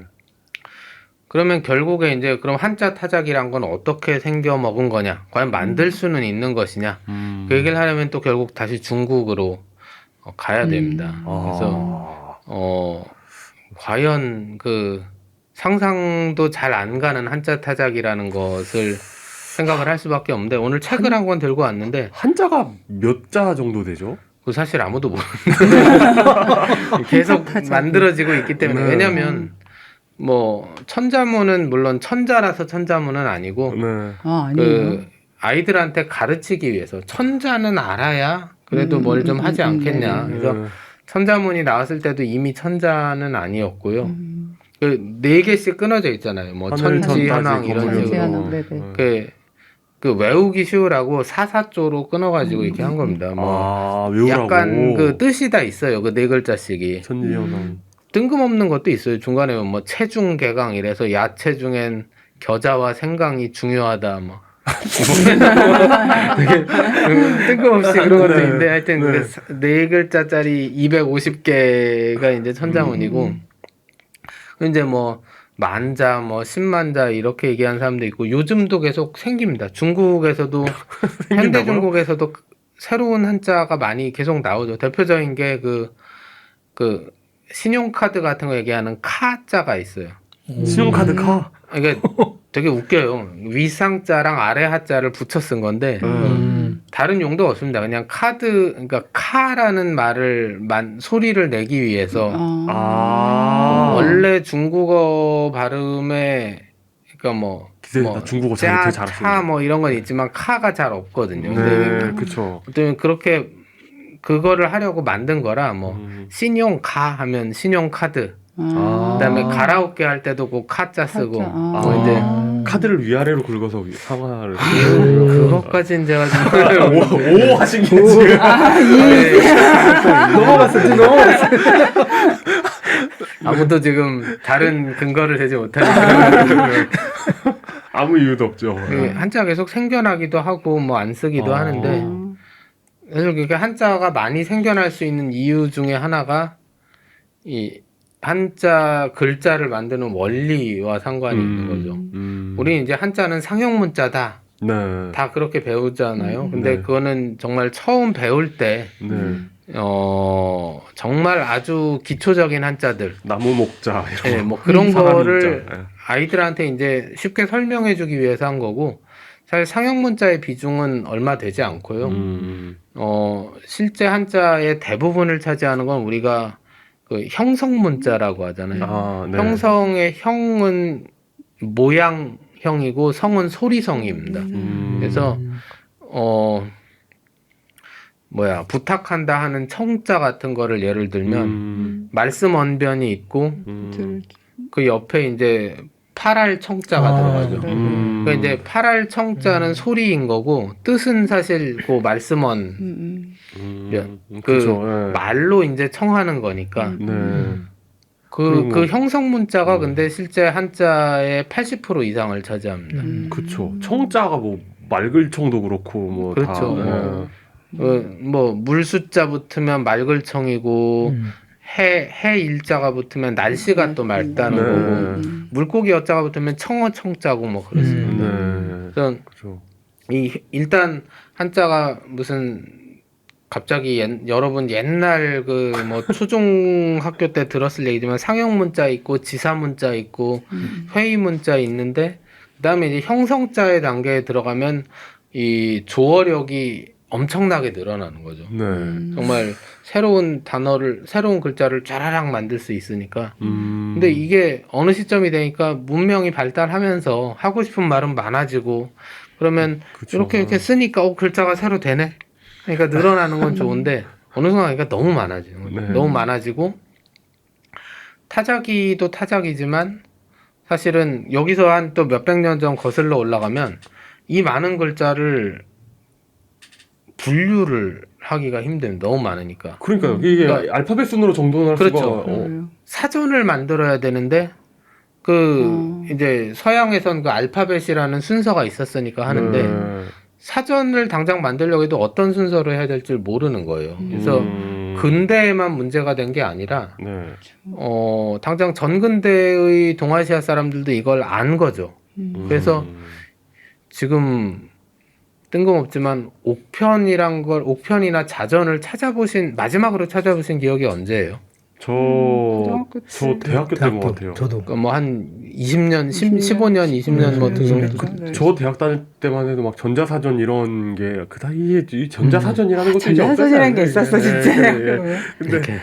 근데 그때만 해도 전자사전이 있었는데 그때 한자 교양에서 옥편 찾아보기를 강요해서 어쩔 수 없이 그렇구나. 있는 대학 기술 때는 놔두고. 네. 그렇게 했었겠군요. 네. 그래서 지금은 인터넷 사전에서도 옥편 찾듯이 찾는 분이 아마 거의 없을 텐데 네. 근데 인터넷 사전이건 우편이건 그럼 어떻게 찾을 수가 있어요? 내가 이걸 읽을 줄 모르면. 지금 인터넷에 그 n땡땡 뭐 사전 같은 데 가면은 소리로 찾을 수가 있고요. 근데 이제 약간 그거예요. 그러니까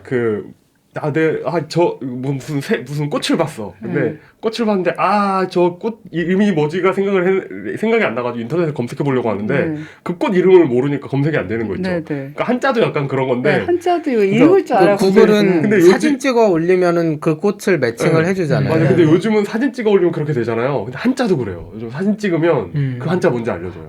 그렇게. 사진도 네. 있고 마우스로 그릴 수도 있어요. 그쵸, 한자를 그릴 수 쓸 있죠. 수, 마우스나 스마트폰에서는 네. 한자를 써서 찾을 수도 있고 소리로 찾는 건 사실 효율이 떨어지는 게 뭐 아까처럼 너무 많으니까. 뭐 청이나 인 뭐 이런 거 하면 막 200개 이렇게 나오기 때문에 네. 그리고 그리는 게 한자를 봤을 때 소리를 알면 그 그건 한자를 그렇죠. 안다고 생각하게 되잖아요. 안은 아는 거죠. 네. 근데 아까 옥편 얘기가 나왔지만 물론 맞아, 막 부스 찾고 일단 막. 왕편이라고 안 읽는 것만 해도 좀 그게 아닌 겁니다. 근데, 저 순간 부끄러워져요. 그랬어요. 옥편, 네. 오래된 개그. 근데 말씀하신 것처럼 옥편을 일부러 찾으라고 강요한 이유가 있어요. 그 강희자전이라고 들어보셨을지 모르겠는데 네. 말하자면 전근대 중국에서 일종의 표준 사전이 나온 게 그 청나라 강희제 때 만든 겁니다. 강희제 뭐 여러 가지 일을 했죠. 여러 네. 가지 청나라를 기틀에 올린 황제인데, 그러니까 우리도 이제 세종 때 사실은 훈민정음 만들고 동국정음 만들고 하잖아요. 그러니까 네.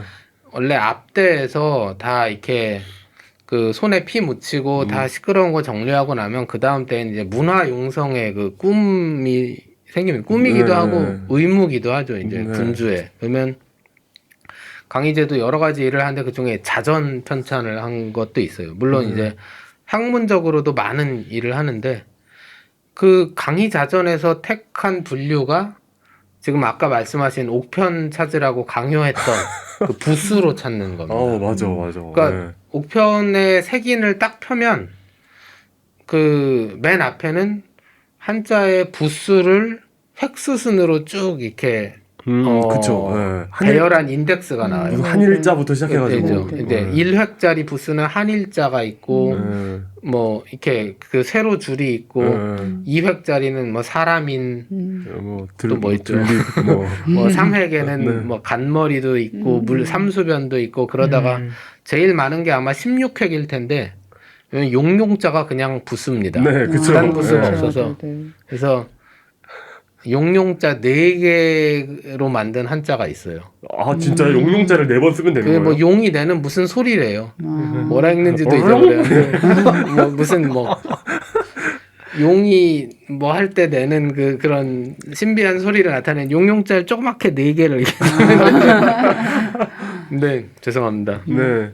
다시 돌아와서 그러면은 처음은 이게 헷갈리죠. 왜 난 한자를 찾아야 되는데 맞아요. 부수만 쪽 있고 그러면은 내가 예를 들어 믿을 신자를 찾고 싶다 하면은 일단 부수 색인에서 2획. 그러니까 2획에 사람인으로 갑니다. 네. 사람인에서 다시 이제 그 옆에가 몇 획이죠? 하나, 아. 둘, 셋, 넷, 다섯, 여섯, 일곱. 사람인 부수 그 항목 안에서 7획으로 가요. 네. 그러면 부수가 사람인인데 나머지 획이 7개인 거가 쭈루룩 나옵니다. 네. 그 순서는 또 아까의 인덱스 순서를 많이 따라가요. 그럼 그 중에서 이제 믿을 신자 나오는 거죠. 알고 나면은 할 수는 있겠다. 근데 생각은 들지만, 예. 궁금한 게 있습니다. 요즘은 그 백과사전 같은 게 책으로 안 나오잖아요. 근데 옛날에 책으로 나왔던 백과사전 보면 알파벳 순이나 가나다 순으로 이렇게 나오지 않습니까? 그렇죠. 그런데 한자 백과사전 같은 건 어떤 순서로 항목이 나와요? 그렇죠. 아주 좋은 질문을 하셨는데 그게 이제 이 중국 사람들도 어느 순간 되니까 야 이걸 도대체 어떡하지 생각이 나는 거죠. 그 전근대의 백과사전 유서라고 얘기를 하는데 유서는 사실 뭐 이렇게 그 글자 순으로 하거나 그렇진 않아요. 유서는 중요한 거부터 얘기를 합니다.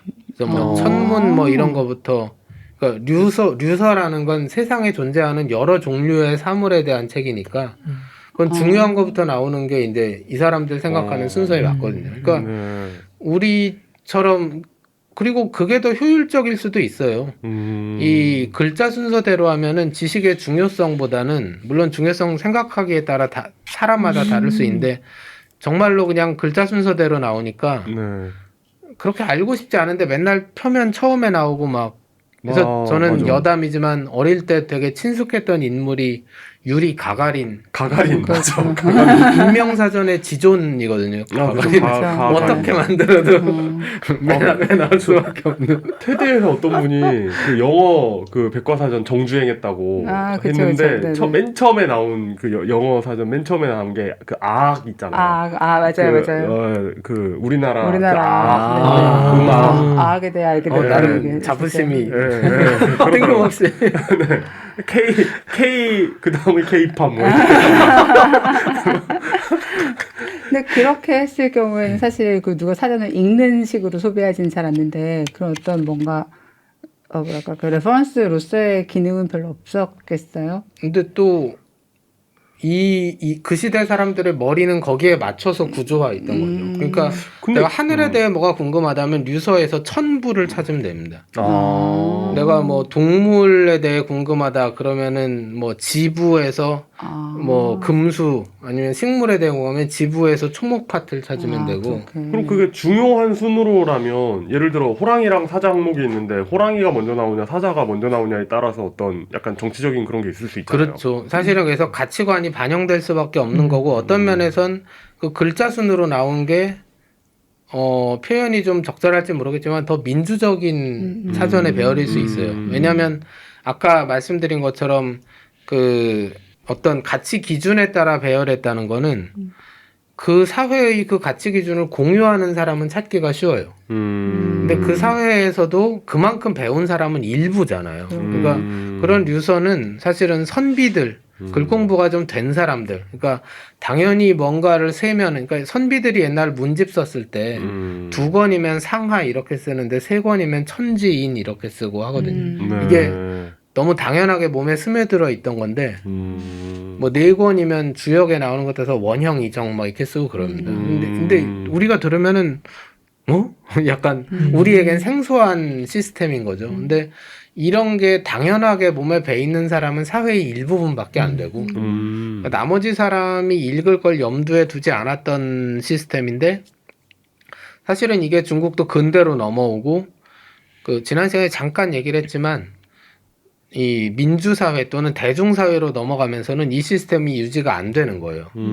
이제 천지인으로 그렇게 학습을 한 사람들이 많지가 않은데 나머지 대중들도 다 책을 읽고 뭐 이렇게 해야 되고 심지어는 사전도 찾아야 되고 그쵸. 아니면 도서관에 가서 책을 빌리는 이런 일들을 한다고 할 때 책 배열 어떻게 하냐. 그러니까요. 도서관 그 인덱스 카드를 또 어떻게 배열할 진짜 것인가. 어렵네요. 이게 이제 그 전근대의 소수만 모두가 알고 있는 뭐 천지인의 뭐 그다음에 뭐 그 이 순서의 시스템이 익숙했던 사람들의 서클을 벗어난 거죠. 이제 뚝이 터져 나오고 막 대학자 입장에서는 그 순서를 왜 찾아? 다 네. 머리에 있는데. 뭐 약간 그 정도 되면 자전도 이제 대충 딱 펴면 이렇게 나오고 왜 이마트도 남의 동네 이마트 가면 뭐가 어딘지 잘 모르잖아요. 그런 느낌 아닐까요? 우리 동네는 다 카테고리와 이게 네. 내 머릿속에 딱 일목요연하게 정리가 돼 있는데 그 네. 남의 동네 가면 잘 모르는. 아, 그쵸. 예. 그래서 이제 색인이라는 게 사실 대단히 큰 문제가 되고 지금은 사실 이제 부수 개념이 의미가 없는 게 여러 가지 이유가 있죠. 말씀처럼 간자로 바뀐 것도 있고 간자로 바뀌면서 이제 부수의 나머지 획수 이 시스템을 더 이상 쓸 수 없게 된 것도 있고 사실 지금 중국에서는 사람들이 익숙한 거는 병음 그 한어 병음 기호 있잖아요. 알파벳을 이용한 그거의 알파벳 순으로 찾는 게 편할 겁니다.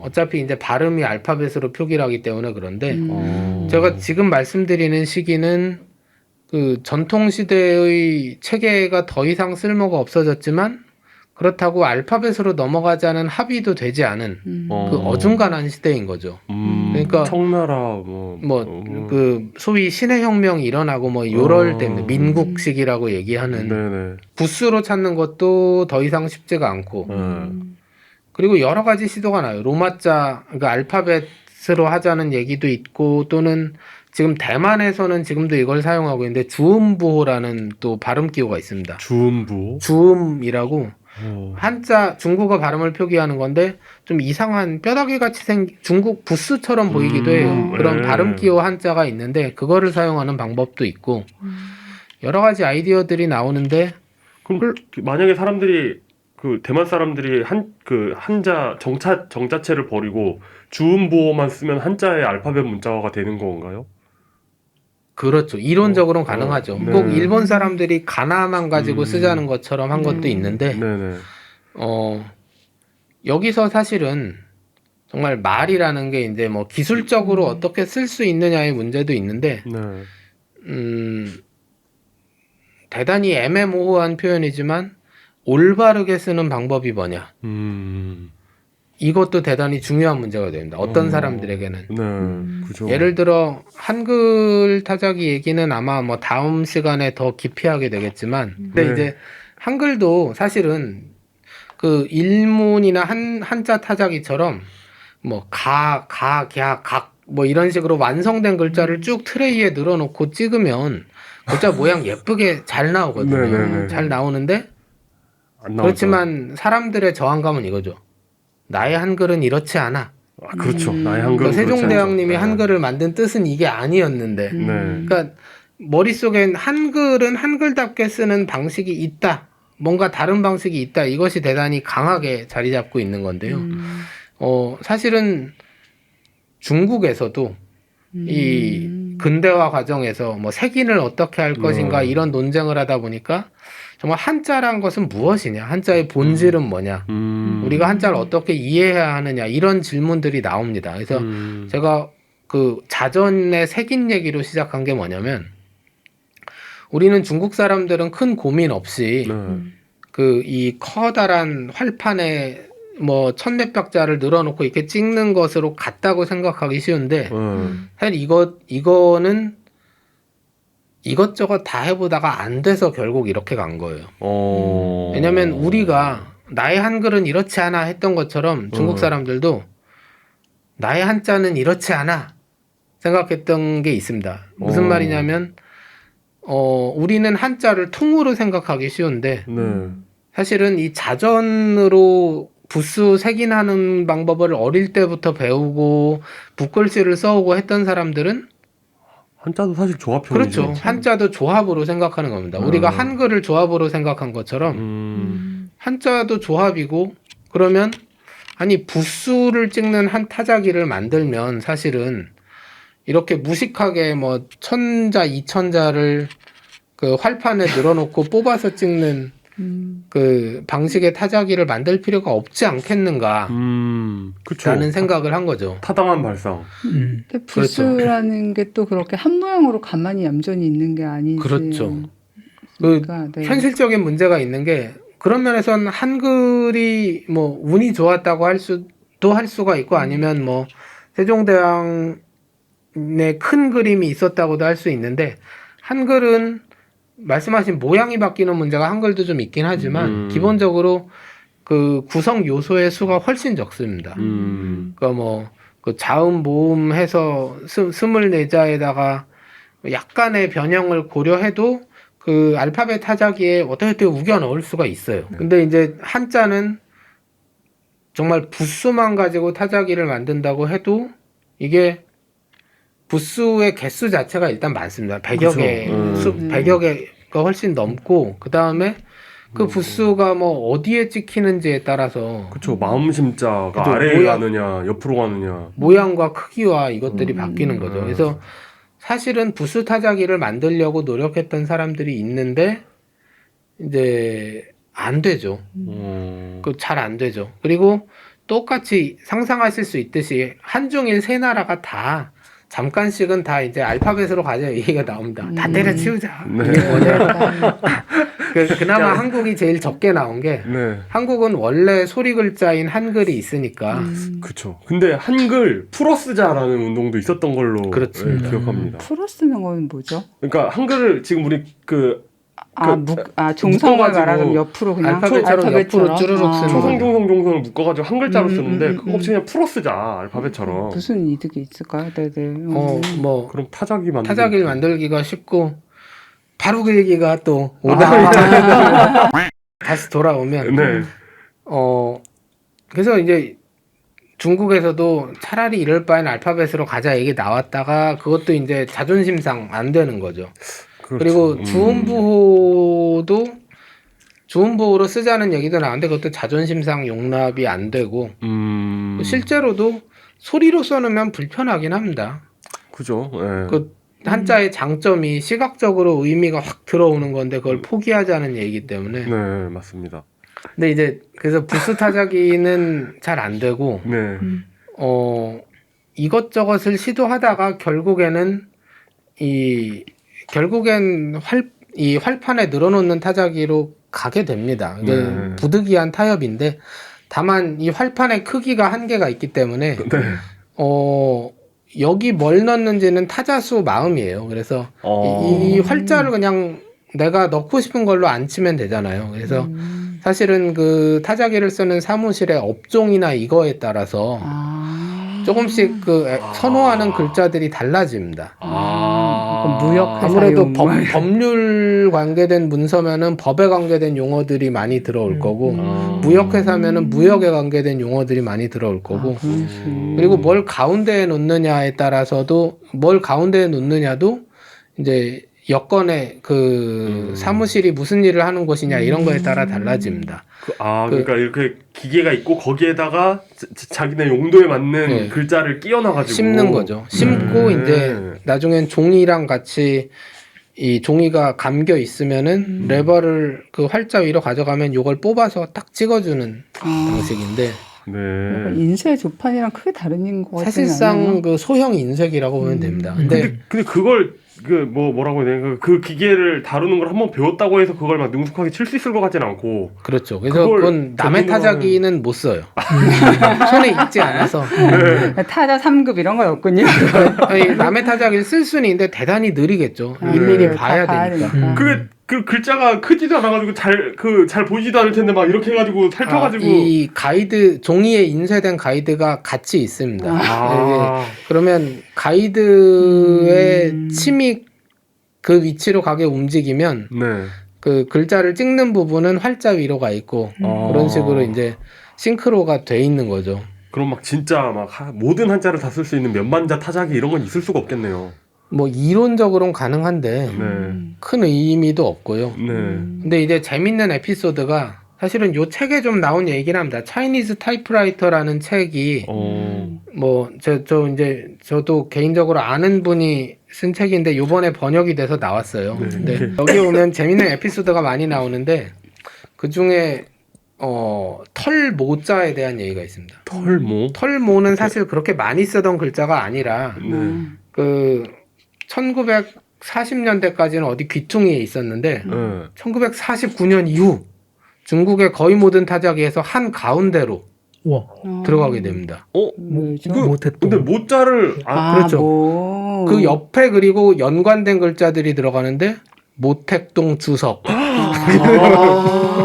이거는 가장 많이 쓸 수밖에 없는 그래서 글자들이기 때문에. 그럼 만약에 예를 들어 그런 이유면 털을 얘기할 때 뭐 발자보다 모자를 더 많이 쓰게 된다든지 이런 식의 영향을 좀 미칠 수도 있겠네요. 뭐 예를 들어 어차피 그 올라가 있는 타자기에 올라가 있는 글자니까 뭐 그런 식으로. 쓰기 편하니까 그럴 수도 있죠. 근데 그 시대에 모자를 또 잘못 썼다가는 안 되죠. 조심스럽죠. 이건 완전 여담인데 타자기랑은 큰 관계는 없지만 인쇄 신문 쪽에 있는 분들 하시는 얘기가 그 80년대 어느 시점에 이제 대통령이라는 활자를 세 글자를 통으로 붙여서 만들었다는 일화가 있어요. 왜냐면 80년대 어떤 분이 식자를 하다가 좀 눈이 침침했는지 다음날 신문에 견통령으로 나갔다가 남산 구경을 좀 하고 오시고 그다음엔 이런 사고를 방지하기 위해서 대통령 세 글자를 붙여서 만들어버렸다는 썰이 있습니다. 그 전설 따라 삼천리인데 다시 돌아오면 하여튼 그래서 그런 식의 이 활판에 그 늘어놓는 타자기로 어쩔 수 없이 가기는 하는데 그 와중에 좀 그게 마음에 안 들기 때문에 다른 걸 해보자고 노력을 했던 사람들이 있습니다. 그게 성공적이진 않았는데 아주 재밌는 사례를 하나만 소개를 하면 그런데 혹시 임어당이라는 이름을 들어보신 적 있어요? 임어당? 네. 그러면 혼자 그게 끄덕. 아니 들어봤죠. 네. 그 옛날 사람 다 역시 탁구를 그 옛날에 아버지 서재에 가면 막 전집들이 꽂혀 있을 때 뭐 임어당 저 생활의 발견 이런 그렇죠. 수필집이 한 권 정도 꽂혀 있는 경우가 있었을 겁니다. 임어당이란 사람은 그 중국식으로 이건 뭐 리니탕인데 이 사람은 대만 사실 태어났을 땐 대만 중국이 분리가 안 돼 있었죠. 그러니까 중국 출신이고 미국으로 유학을 가서 미국에서 상당히 성공한 그 작가가 됩니다. 작가가 되는데 그 와중에 중국 혁명이 나서 나중에는 이제 공산당 쪽을 선택을 안 하고 대만하고 미국을 오가면서 활동을 하다 돌아가신 분인데 이 아까 왜 아버지 전집 얘기를 왜 했냐면 그 임어당이 미국에서 활동을 할 때 그 미국에서 교육을 받았기 때문에 영어도 대단히 잘하거든요. 그래서 생활의 발견이라고 한국에 번역이 된 그 수필집을 내는데 그 수필집이 영어권에서 중국인 작가가 쓴 책으로는 거의 처음으로 이제 베스트셀러가 됩니다.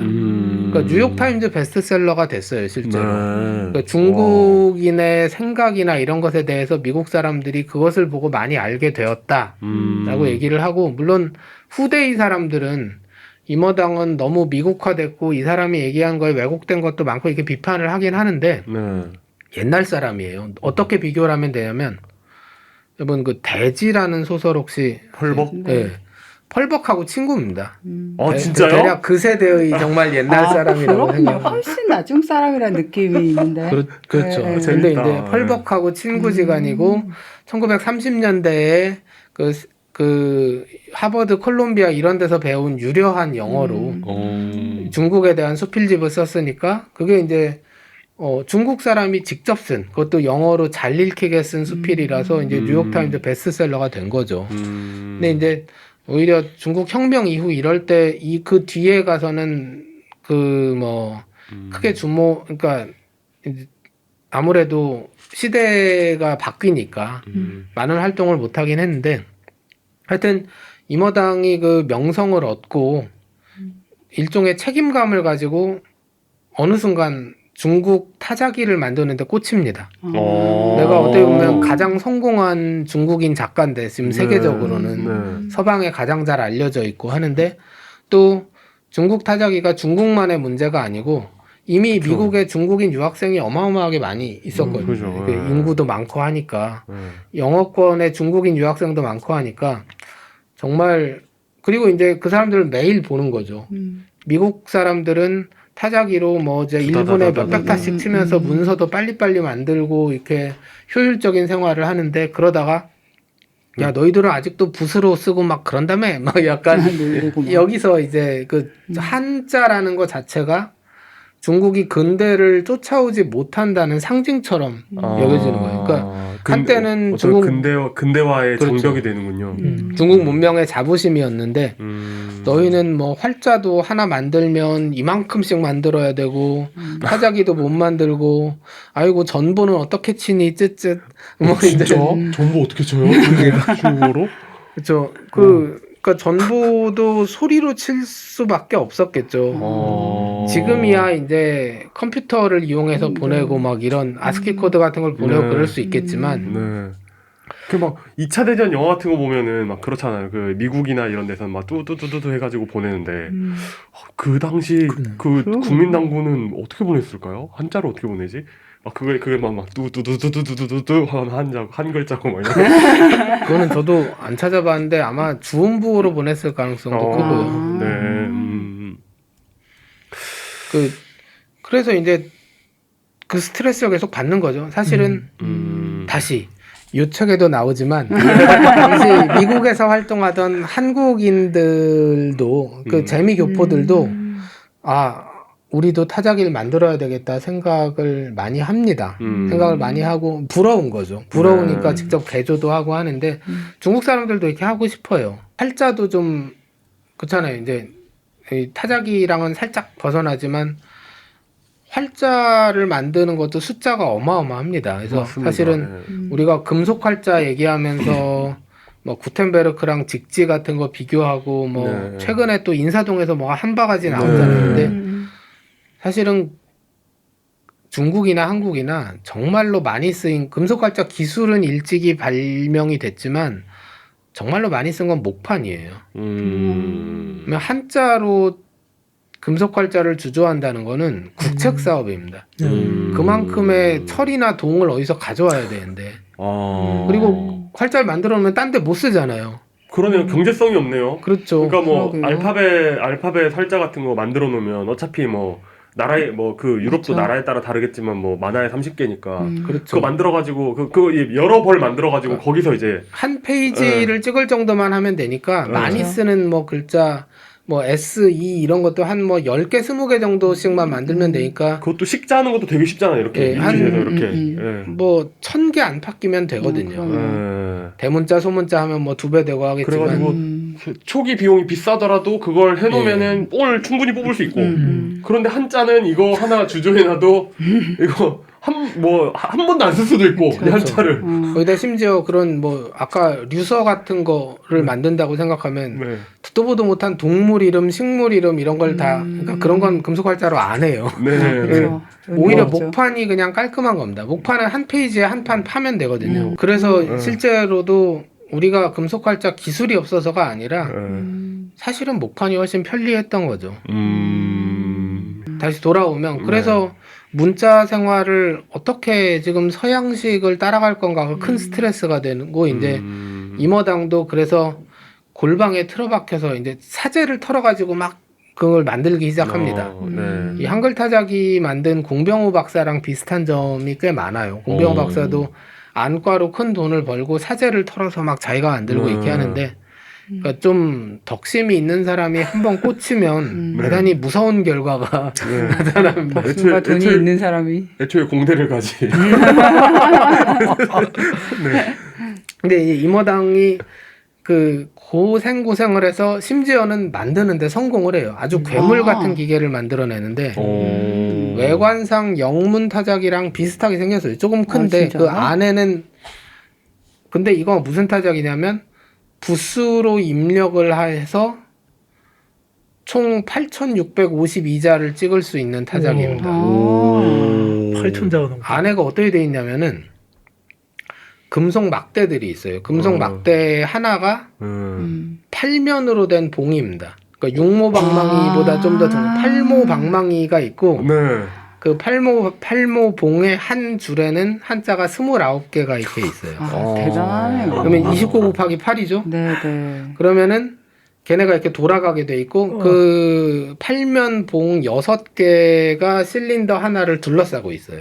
그렇게 6개가 도는 실린더가 다시 6개가 있어요. 곱하기 또 6을 또 해야 곱하기 그러니까- 곱하기 6을 또 해주면 네, 그러면 8,352가 되네. 8,300인가요? 혹시 이게 뭐 분당 몇 타가 나온다 이런 기록이 있어요? 유의미한 통계는 없는 게 만들긴 했는데 이거 투자를 받기 위해서 시제품. 본인하고 자기 딸하고 같이 이제 시연을 하고 하는데 근데 만든 사람이니까 좀 빠르게 치겠죠. 그래서 그 평균 몇 타 정도의 통계가 나오려면 뭐 몇백 명의 사람한테 교육을 하고 평균을 내고 해야 되는데 시제품 만들고 시연하고 다니던 중에 이게 뭐 자세한 이유는 뒤에서 말씀드리겠지만 흐지부지가 돼버립니다. 그래서 결국 그 대량 생산에 못 들어가고 끝나요. 비운의 발명품인데 아쉽다. 근데 또 웅장한 발명품이죠. 그냥 그 사이즈가 어느 정도예요? 사이즈가 그렇게 크지도 않아요. 타전 그러니까 사이즈? 그 알파벳 타자기보다 그냥 조금 큰 정도고. 오 대단하다. 활자를 우겨는 거네. 그죠. 진짜. 김밥 그렇게 6줄을 넣고 이렇게 닫아버린 거죠. 그 전기로 하면은 이제 전기로 작동을 하면 부스를 이제 넣는 거죠. 그 실제 키보드에 있는 것은 부스가 나와 있습니다. 근데 부스로 입력을 하면은 그러니까 안에서 돌아가는 일은 그런 거죠. 뭐 제가 예를 들어서 뭐 믿을 신자를 쓰고 싶다. 그러면 사람인 부스를 누르면 그 안에서 이제 난리가 나는 거죠. 징징 하면서 막 이렇게 돌아가고. 진짜 컴퓨터에 보는 거. 네. 징 하면서 난리가 나고 그러면 이 김밥 6줄 중에서 그 사람인 부스로 시작하는 게 있는 그 김밥 한 줄이 옵니다. 튀어나오는. 그 다음에 이제 오른쪽에 있는 걸 해야 되잖아요. 그러면 점 찍고 가로줄이니까 그거를 또 누르면 그 김밥 6줄의 김밥 중에서 사람인의 점 찍고 가로줄이 있는 거 이렇게 또 돌아가고 그 다음에는 이제 8개 중에서 고르면 되거든요. 네. 그 다음 단계는 그러면 이 8면을 만든 이유가 나름 통계를 냈어요. 그래서 이 29개의 글자가 써 있지만 각각의 칸은 8면이 있잖아요. 그래서 조그만 뷰파인더 같은 걸 달아서 뭐 거울이 달려 있고 해서 그러면은 내가 한 2-3번 키 입력을 하면 최종 단계까지 좁혀져요. 최종 단계에선 그 8개가 이렇게 내 눈에 들어옵니다. 그럼 이 8개 중에 뭘 고르겠습니까? 하면은 맨 밑에 1, 2, 3, 4, 5, 6, 7, 8 키가 있어서 그걸 누르면은 그 중에서 이제 하나를 선택해서 최종적으로 찍히는 우편 찾듯이 이게 쓰는 것보다 입력을 빠를 하네요. 수가 있나요? 없을 것 같아요. 아니 근데 아. 기존에 막 이렇게 막 이렇게 찾아가지고 막 네. 하는 것보다는 훨씬 효율적일 것 같은데요. 근데 이제 거기서 갈림길이 생기는 거죠. 임어당은 말씀드렸다시피 대단한 지식인이고 미국 유학을 갔으니까 가정 환경도 좋고 그러니까 사실은 전통적으로 중국에서 존경받고 지체 높은 사람이면은 한자 교육은 당연히 잘 받았기 때문에 네. 그런 사람이 있으면 빨리 쓸 수 있어요.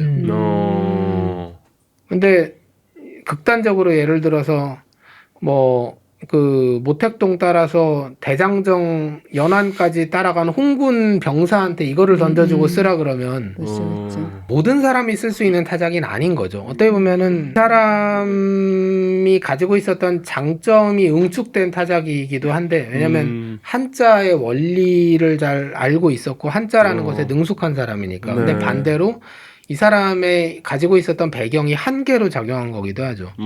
너무 많은 것을 알고 있었기 때문에 그만큼 비슷하게 아는 사람은 편하게 쓰고 아 이거 과학적이고 합리적이야 하는데 애초에 한자 자체를 많이 모르던 민중들은 이게 무슨 귀신 씨나라 까먹는 소리냐 막 이렇게 될 수 있는 거죠. 네, 아니 지금 글자 읽고 쓰는 것도 겨우 하는데 무슨 부수가 뭐고 막 이런 약간. 그래서 사실은 시간을 좀 건너뛰지만 네. 지금도 중국어 입력 방식 중에 이런 식의 방식이 있습니다. 아 부수부터 시작하는 우린 거지. 여러분 아이폰에도 스마트폰에도 있어요. 중국어 입력에서 네. 한어 병음 하면은 알파벳으로 넣는 거가 나오는데 네. 거기서 뭐 오필 자형 막 이런 게 있거든요. 네. 오필이란 게 뭐냐면 모든 글자를 5번의 분놀림 안에서 좁혀 들어갈 수 있다. 그 얘기입니다. 그러니까 약간 스무고개처럼 그렇죠. 글자를. 이게 옥편에서 색인 찾는 거랑 같아요. 정확히 네, 같은 네. 원리예요. 그 오필은 이제 컴퓨터 그거 만든 사람이 한 용어고 네. 임어당이 생각했던 것도 어떻게 보면 기계로 구현하는 오필자형 입력법인 거죠.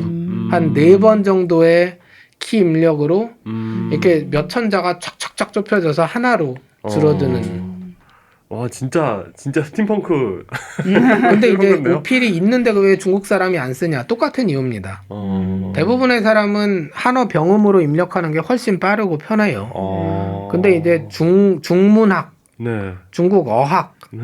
특히 이제 고한문 하는 중국에서도 전문가들은 오필을 쓰는 사람이 있어요. 그러면 그게 빠르니까. 그러니까 이 차이를 어떻게 보면 임어당은 넘어갈 수가 없었던 거고 몰라서 그렇진 않았을 것 같은데 이 사람의 그 생각 속에 한자는 이래야 한다는 거를 버릴 수는 없었던 거죠. 그리고 그래서 이제 이거를 만들기 위해서 임어당이 들인 돈이 당시 1930년대 돈으로 12만 달러를 드립니다. 진짜 아, 정말 가사를 탕진해서 만들었는데 아까 이제 펄벅하고 친구 관계였다고 했는데 나중에 펄벅한테 돈 빌려달라는 편지도 막 보내고 막 그랬는데 이제 거절을 당합니다. 아니, 자세한 얘기는 사실 요 책에 좀 이 제목이 한자 무죄라는 좀 뭔가 신파극스러운 제목으로 번역이 되긴 했는데 원래 영어 제목은 그냥 Chinese Typewriter예요. 근데 이제 이 한자 무죄라는 말은 중간에 인용문으로 살짝 나오는 그러니까 어떤 맥락인지는 아시겠죠. 이제 한자 자체가 나쁜 게 아니다. 뭐 우리가 기술을 잘 하면 이렇게 할 수 있다 그런 얘기인데 근데 임어당이 12만 부를 들여서 이걸 만드는데 대량 생산에 못 들어가요. 사실은 너무 어렵기도 하고 어떻게 보면 정말 자기가 혼자서 이렇게 열심히 만든 거라 시연을 하러 가도 어떨 땐 잘 되다가 어떨 땐 실패하기도 하고 잘 안 움직이기도 하고 뭐 그래도 이제 딸하고 둘이서 뭐 미국의 큰 타자기 회사니 아니면 돈을 줄 수 있는 기업 같은 데를 찾아가서 시연을 하는데 레밍턴 뭐 이런 그렇죠. 거 언더우드 뭐 레밍턴을 네. 막 찾아다닙니다. 근데 결정적으로 이제 이 타자기가 비운의 운명을 맞게 된 것은 중국 혁명이 성공하면서입니다. 아 공산당이 되면서 그러니까 임어당이 뭐 특별히 국민당 편이라서가 아니라 네. 중국 혁명이 성공하고 한 일이 뭐냐면 사실은 그 간자 도입하고 병음부, 알파벳 병음부를 도입한 거거든요. 그러면서 이제 미국에 있던 임어당을 후원할 수도 있었던 타자기 회사들의 생각이 바뀝니다. 원래 이제 타자기 회사들은 뭘 본 거냐면 미국의 그 많은 중국인 유학생한테 팔 생각, 그다음에 중국 시장에 팔 생각을 했는데, 야, 중국 그 시장 열리면 장난 아니겠는데 그렇죠. 이러면서. 근데 중국 본토가 이제 얘네 한자 안 쓴다는데 이런 식으로 받아들여진 거죠. 한자를 아예 안 쓴 건 아니지만 알파벳 위주로 바뀐다고 하니까 우리가 저 괴물 같은 기계 몇 대가 팔릴지도 모르고 네. 그리고 싼 값에 팔릴 수가 없어요. 사실 이 점에서는 그 오리지널 타자기, 네. 영문 타자기에 비해서 큰 단점인 게 타자기는 영문 타자기는 사실은 싸게 대량 생산한다는 게 강점이었거든요. 가격도 싸고 대량 생산해서 이제 포드 자동차 찍듯이 팍팍팍팍 찍어내면 가격이 싸지고 그다음에 기계식이니까 뭐 어디 뭐 물에 빠져도 칠 수 있고 그렇죠. 뭐 사막에 모래바람이 불어도 칠 수 있고 그런 건데 네. 거기에 비해서는 모양은 타자기지만 그 타자기가 가진 미덕을 많이 잃어버린 거죠. 전기를 연결해야 전기를 되고. 써야 근데 뭐 되고. 가격은 어마어마할 것이고 복잡하니까. 근데 정작 본토에서는 안 쓴다 그러고. 얘네 이제 안 쓴대. 그러면서 이제 이 타자기 회사들이 그냥 없던 얘기를 합시다 이렇게 되어버립니다. 아쉽다. 그래서 이제 안타깝다. 이 임어당 타자기가 좀 세상의 빛을 못 보는 비운의 운명을 맞게 되는데 그래서 역사에 우연이 정말 많이 들어갑니다. 그렇죠. 그 뭐 만약에 혁명이 좀 늦게 완수가 되고 그 사이에 어디선가 생산을 시작했으면 뭐 100대라도 팔았을 수는 있겠죠. 그렇죠. 그리고 모택동 주석께서 이렇게 우리 그냥 한자 쓰자. 뭐 중요하냐 이런 게 이랬으면 또 팔렸을 수도 있고. 그랬을 수도 있죠. 근데 그 와중에 아까 공병 박사 말씀을 하셨지만 공병 박사는 본인이 이제 타자기 만들려고 막 이렇게 할 때 이 임어당 타자기 명쾌 타자기라고 이제 스스로 이름을 붙였는데 이 명쾌 타자기를 한 번 보긴 한 것 같아요. 이 타자기를 보고 왔다고 쓴 글이 남아 있습니다. 그러니까 어떤 면에서는 또 이렇게 역사가 연결이 되기도 하는데 이건 또 제가 한글 타자기가 한글날 즈음에 에피소드가 풀릴 거라는 큰 그림을 그리고 이거 다음 달에 네, 과음고프 이야기 시작하도록 하겠습니다. 지난 시간까지 뭐 그런 얘기했죠. 뭐 남미 얘기도 하고. 네. 그러니까 배가 커야 하는 이유. 네. 왜냐면 큰 대포를 실으면 그 자신이 실은 대포를 막을 수 있는 그 맷집도 있어야 되는 게 전함의 기본이기 때문에 덩치도 기하급수적으로 커진다. 그런 기술 얘기뿐이 아니라 네. 나라끼리 막 서로 사기치던 얘기들 맞습니다. 이런 얘기도 해주셨어요. 그러니까 너무 비싸요. 이게 너무 비쌉니다. 이게 그러니까 사실 이게 이야기를 시작하기 전에 꼭 언급하고 싶은 게, 그러니까 이런 이야기의 딜레마는 뭐냐면 사실 재밌거든요. 그러니까 재밌는 이야기인데 이게 결국 전쟁 이야기라는 한계가 있다는 겁니다. 그러니까 누군가는 이걸로 인해서 고통을 받고 또 뭐 전쟁에 직접 참여하지 않았더라도 이 전쟁으로 인해서 일어난 어떤 정치적 변화 때문에 피해를 입는 분들도 있고, 최근에 또 아프가니스탄에서 안 좋은 일이 많이 벌어지고 있지 않습니까? 요즘 같은 시점에 이런 게 좀 안 어울리는 것 같아가지고 좀 빨리 마무리. 좀 무리가 되지 않는 그 어떤 무리를 끼치지 않는 선에서 빨리 마무리 짓도록 하겠습니다. 자, 그러니까 큰 배가 무조건 짱을 먹던 시절. 그러니까 이 시대가 이제 끝나갑니다. 왜냐하면 2차 세계대전이 됐거든요. 그러니까 전 시간에도 말했지만 큰 대포를 만들면은 돈이 엄청나게 들어갑니다. 그래서 어느 정도냐, 뭐 이게 뭐 나라도 뭐 이제 수많은 나라들이 전함을 만들고 이제 뭐 배도 싼 배도 있고 비싼 배도 있고 여러 가지가 있지만 단적으로 1937년 그 일본이라는 국가의 GNP가 GNP가 국민 총생산이죠. 일본 국민 총생산이 180억 엔 정도입니다.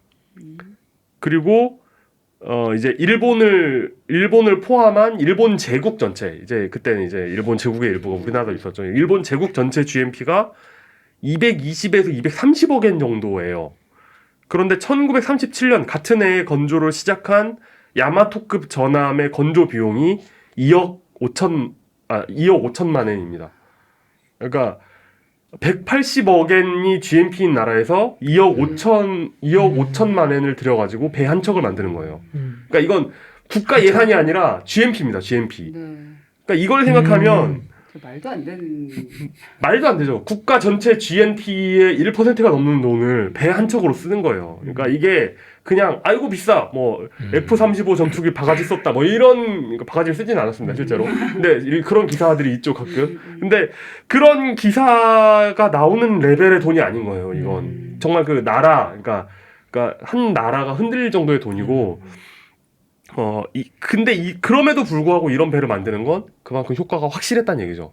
이런 배를 띄워놓으면 그 바다는 우리 거. 억지력이 아주 네, 그러니까 컸다는 거. 19세기 말 20세기 초의 핵무기였던 거죠. 어쨌든 이 가성비를 보고 사는 물건이 아니라는 물건은 이 얘기는 뭐가 되느냐? 가성비에서 밀리기 이제 가성비를 따져야 되는 시점이 오면 이제 금방 벌어진다는 이야기가 됩니다. 이 거항복포 시대를 끝내는 결정적인 사건은 뭐 이견이 여러 가지가 있고 뭐 이때부터 끝났다 뭐 여러 가지 이야기가 있지만 제가 보기엔 진주만 공습입니다. 네, 몇 년도에 있었죠? 진주만 공습이? 1942년. 네, 1942년 12월 7일인가 뭐 그럴 겁니다. 근데 이때 진주만을 일본 항공기들이 이제 미국 태평양 함대가 결집되어 있던 하와이 진주만을 공습하죠. 그러면서 미국의 전함 함대를 괴멸시킵니다. 전부 다 가라앉아요. 그러니까 그 미국에서 태평양 함대, 그러니까 그 당시에 주력 함대라고 하면 무조건 다 전함이거든요. 근데 태평양 함대의 모든 전함을 가라앉힙니다. 그러니까 당시의 기준에서 봤을 때는 그 미국의 태평양 함대가 없어진 것과 마찬가지입니다. 이 중에서 몇 척은 건져서 재활용을 하기도 했지만, 그러니까 태평양 전쟁이 미국에서 막 불리하던 시절에 배 한 척이 아쉽고 이런 시절에는 아무런 도움을 줄 수도 없었고요. 그리고 이 사건 자체만으로 전함이라는 그 지금까지 완전 이렇게 가성비 안 보고 무조건 비싼 거 사던 그 배가 항공기 상대적으로 굉장히 싼 무기잖아요. 이런 비행기에 얼마나 취약한지가 드러낸 사건입니다. 그런 의미도 있지만 이거보다 더 큰 의미가 있어요. 뭐냐면 그리고 진주만 공습 3일 뒤에 그 일본의 항공기들이 그 영국이 아시아에 파견한 제트 함대라는 그 제트 함대를 괴멸시키는 사건이 일어납니다. 여기에서 침몰한 게 HMS 프린스 오브 웨일즈, 킹 조지 5세급 전함의 최신함이었고요. 그리고 순양 전함 HMS 리펄스가 격침당합니다. 아주 뭐 일본은 잔치 분위기. 그래서 항공기들이 적의 항공기들이 떠 있는 곳에 전함을 몰고 가는 게 얼마나 위험한 일인가. 그게 설령 최신 전함이라 할지라도 이런 사건들이 일어나는 거죠. 그러니까 전함 자체가 항공기에 취약하다는 게 첫 번째 이유. 그리고 두 번째 변화는 또 다른 이유인데요. 이 당시에는 그러니까 그런 생각이었어요. 항공모함을 비롯해서 이런 자잘한 배들이 있을 거 아니에요. 그러니까 보조함이라고 불리는 그 자잘한 배들로 서로 이렇게 피해를 주고받다가 이제 막 이렇게 잽을 치고 막 이렇게 간을 보다가 어느 한순간 전함을 직결시켜가지고 결전을 치러가지고 해전을 끝낸다. 이게 어느 나라나 이런 생각을 하고 있었어요. 그러니까 우리가 항공모함이 있든 뭐가 있든 간에 일단 전함이 있어가지고 막판에 스트레이트를 날려야 우리가 이길 수 있어라는 생각을 가지고 있었는데 이제 미국은 그러고 싶어도 그럴 수가 없는 상황이 됐습니다. 왜냐하면 전함이 없거든요. 그래서 전함이 없이 다녀보니까 전함이 없이 다니는데 전함 없이 다니는 배들 중에 가장 빠른 건 구축함입니다. 빠른 건 뭐 40노트 이렇게 나와요. 40노트면 이제 시속 70km 정도가 나와요. 그리고 이제 순양함들도 30노트 정도가 나옵니다. 그러면 시속 한 60km 정도 속도가 나와요. 그리고 기동함대의 핵이라고 할 수 있는 항공모함은 무조건 30노트가 나와야 됩니다. 그러니까 누가 잡아가진 않아요. 30노트가 안 나온다고. 되게 빠르네요. 되게 크네. 근데 이게 왜 그러냐면 항공모함이 빨라야 하는 이유는 뭐냐면 안 빨라도 될 것 같잖아요. 어차피 비행기가 더 빠르니까. 왜냐면 항공모함이 아무리 크다고 해도 그 다른 활주로나 공항에 비하면은 성냥갑에 불과합니다. 거의 그냥 비행기 그 배에서 비행기가 뜨고 내리는 거니까요. 그래서 항공모함에서 비행기가 이륙할 때는 어떻게 하냐면 우리가 가는 목적지가 어디든 간에 배를 바람이 불어오는 방향으로 돌려요. 맞바람을 맞으면서 최고 속도로 달립니다. 지금 그 현대 항공모함도 마찬가지예요. 최고 속도로 달리면서 맞바람을 맞으면서 비행기를 띄워요. 양력이 커지게. 예, 양력을 최대한으로 만들기 위해서. 거기에 뭐 이제 요즘 뭐 캐터필러 뭐 이런 거 해가지고 비행기를 말 그대로 던지는 거죠, 하늘에다가. 그런 걸 다 해가지고 겨우 띄우거든요. 근데 비행기를 만들면서도 이렇게 날릴 걸 감안하고 만들기 때문에 이거보다 느리면, 그러니까 30노트보다 항공모함이 느리면, 띄울 수가 없. 예, 그러니까 우리가 항공모함에 싣기로 했던 비행기들이 원활하게 뜰 수가 없는 거예요. 그렇기 때문에 30노트 이상의 속력을 무조건 냅니다. 그러니까 항공모함이 포함된 기동함대는 기본적으로 30노트 이상으로 다닐 수 있는 거예요. 그런데 전함은, 그러니까 진주만에서 격침됐던 전함들은 대부분 최고 속도가 20노트 남짓입니다. 그러니까 40km, 시속 40km가 안 돼요. 그러니까 이건 전에도 말씀드렸다시피 아주 강력한 대포와 강력한 장갑을 가지고 있기 때문에 20노트 이상으로 속도를 내려면 배가 엄청나게 길어지고 막 또 복잡해집니다. 그게 또 크기를 키우게 되거든요. 그러면 또 그렇지 않아도 비싼 배가 더 비싸지기 때문에 20노트 내외 속도밖에 낼 수 없기 때문에 기동함대를 따라다닐 수가 없습니다. 그러니까 짐이 되는 거예요. 오히려 전함이 있으면 짐이 되는 겁니다. 항공모함 시대가 오니까. 고속전함이라는 게 나와요. 그러니까 항공모함을 쫓아갈 수 있는 빠른 전함들이 나오는데 이 전함들이 나왔지만 이제 그 항공모함 기동함대에 포함이 돼도 이 전함에 실려 있는 대포의 사정거리는 아주 길어야 한 30-40km밖에 안 되거든요. 근데 30-40km면 비행기로 그냥 지척인 거리라서 주포를 쓸 일이 없는 거예요. 전함의 항공모함 기동부대에서 전함의 역할은, 그러니까 같은 속도로 쫓아다니는 고속전함의 역할은 상대방 비행기가 공격해 올 때 이제 대공 공격을 해가지고 떨어뜨리는 방어 역할을 합니다. 그런데 그런 역할을 전함이 해야 되나? 그러니까 그 주포로 다른 비행기를 쏘는 것도 아니고 이제 전함이 덩치가 크니까 다른 대공포를 달아놓는 거잖아요. 그럼 그냥 전함 없이 그냥 대공포 많은 다른 배가 있으면 되는 거 아니야? 라는 생각을 하게 됩니다. 사람들이 이제 가성비를 생각하게 되는 거죠. 돌아가기 시작한. 네, 제정신이 돌아오기 시작하는 겁니다. 어쨌든 전쟁이 끝나는 시점까지 전함은 점점 커집니다. 그러니까 전에는 전함이 커지는 게 더 큰 대포 그리고 더 단단한 장갑을 얹기 위해서였다면 그 2차 세계대전 말기에 나온 전함들을 보면 속도를 빠르기 위해서 커지는 면이 있어요. 그러니까 점점 길어집니다. 길어지면 어떤 장점이 있죠? 하긴 누워 있는 로켓 생각이 자꾸 또 네네. 그냥 연료 더 채우고 네. 그다음에 근데 그게 짧고 길고는 실은 그쪽의 항력을 줄이는데 별 역할은 없을 것 같고요. 네네네. 네. 그렇습니다. 더 강한 기관. 엔진을 더 많이 싣고 네. 그런 목적 아니었을까요? 네, 그럽니다. 그래서 그냥 말 그대로 이 기존 전함으로서의 성능은 크게 차이가 없이 점점 속도가 빨라집니다. 전함이 최고의 활약을 한 건 그거죠. 2차 대전이 전함 위에서 끝납니다. 네. 시게미스 마모루 외무대신이 그 USS 미주리 함상에서 항복문서에 서명을 하면서 전쟁이 끝나요. 이 USS 미주리는 지금 하와이에 있거든요. 박물관이 되어 있습니다. 하와이에 가면 그 명패가 있다고 하대요. 저 한번 꼭 가보고 싶은 곳인데 2차 세계대전이 여기서 끝났다라는 그 어떤 딱지가 붙어 있대요. 근데 이것도 사실은 양면에서 공격하지 않았습니까? 한쪽에서는 메가더 장군이 진공하고 일본을 향해서, 한쪽에서는 니미츠 제독 해군이 이제 진격을 했는데 우리가 도쿄에 더 가까이 간 건 니미츠 제독의 해군 쪽인데 이제 일본 전후 처리를 메가더 장군이 맡게 되니까 니미츠 제독이 삐진 거예요. 그러니까 삐지지 말고 야 너네 멋진 거 남겨줄게 해가지고 항복을 이벤트를 거의 했다라는 썰이 있습니다. 뭐 어떤지는 모르죠. 어쨌든 전함의 가장 심각한 문제는 가성비였습니다. 가성비를 따지고 사는 물건이 아니었기 때문이죠. 그 가격을 지불하고 이렇게 큰 배를 장만했는데 이제 딱히 쓸 일이 없는 거예요. 그러니까 대표적으로 영국이 건조한 최후의 전함 HMS 벵가드라는 배가 있습니다. 이 배는 영국이 아까 그 일본한테 격침된 것도 있고 2차 대전기에 전함을 많이 잃어요. 그러니까 독일한테 HMS 후드를 잃고 뭐 이렇게 전함을 많이 잃어가지고 이거 우리 전함이 이제 모자라겠다. 이 전쟁이 더 길어지면 우리가 전함이 꼭 필요할 텐데 전함을 만들자 해가지고 없는 돈 쥐어짜가지고 정말 그 마른 수건을 쥐어짜듯 쥐어짜가지고 그 건조한 HMS 벵가드라는 배가 있는데요. 불행인지 다행인지 이 배가 완성되기 전에 전쟁이 끝납니다. 애초에 만들지 말걸 막 이런 후회를 했겠죠. 1946년에 완성이 됐는데 이때 전후의 경제 사정이 굉장히 안 좋았던 영국이 이 배를 뭐 그냥 그 왕족이 이제 그 자기 식민지 순회할 때 한번 써먹고 대부분 이제 그냥 메어놓고 정박해놓은.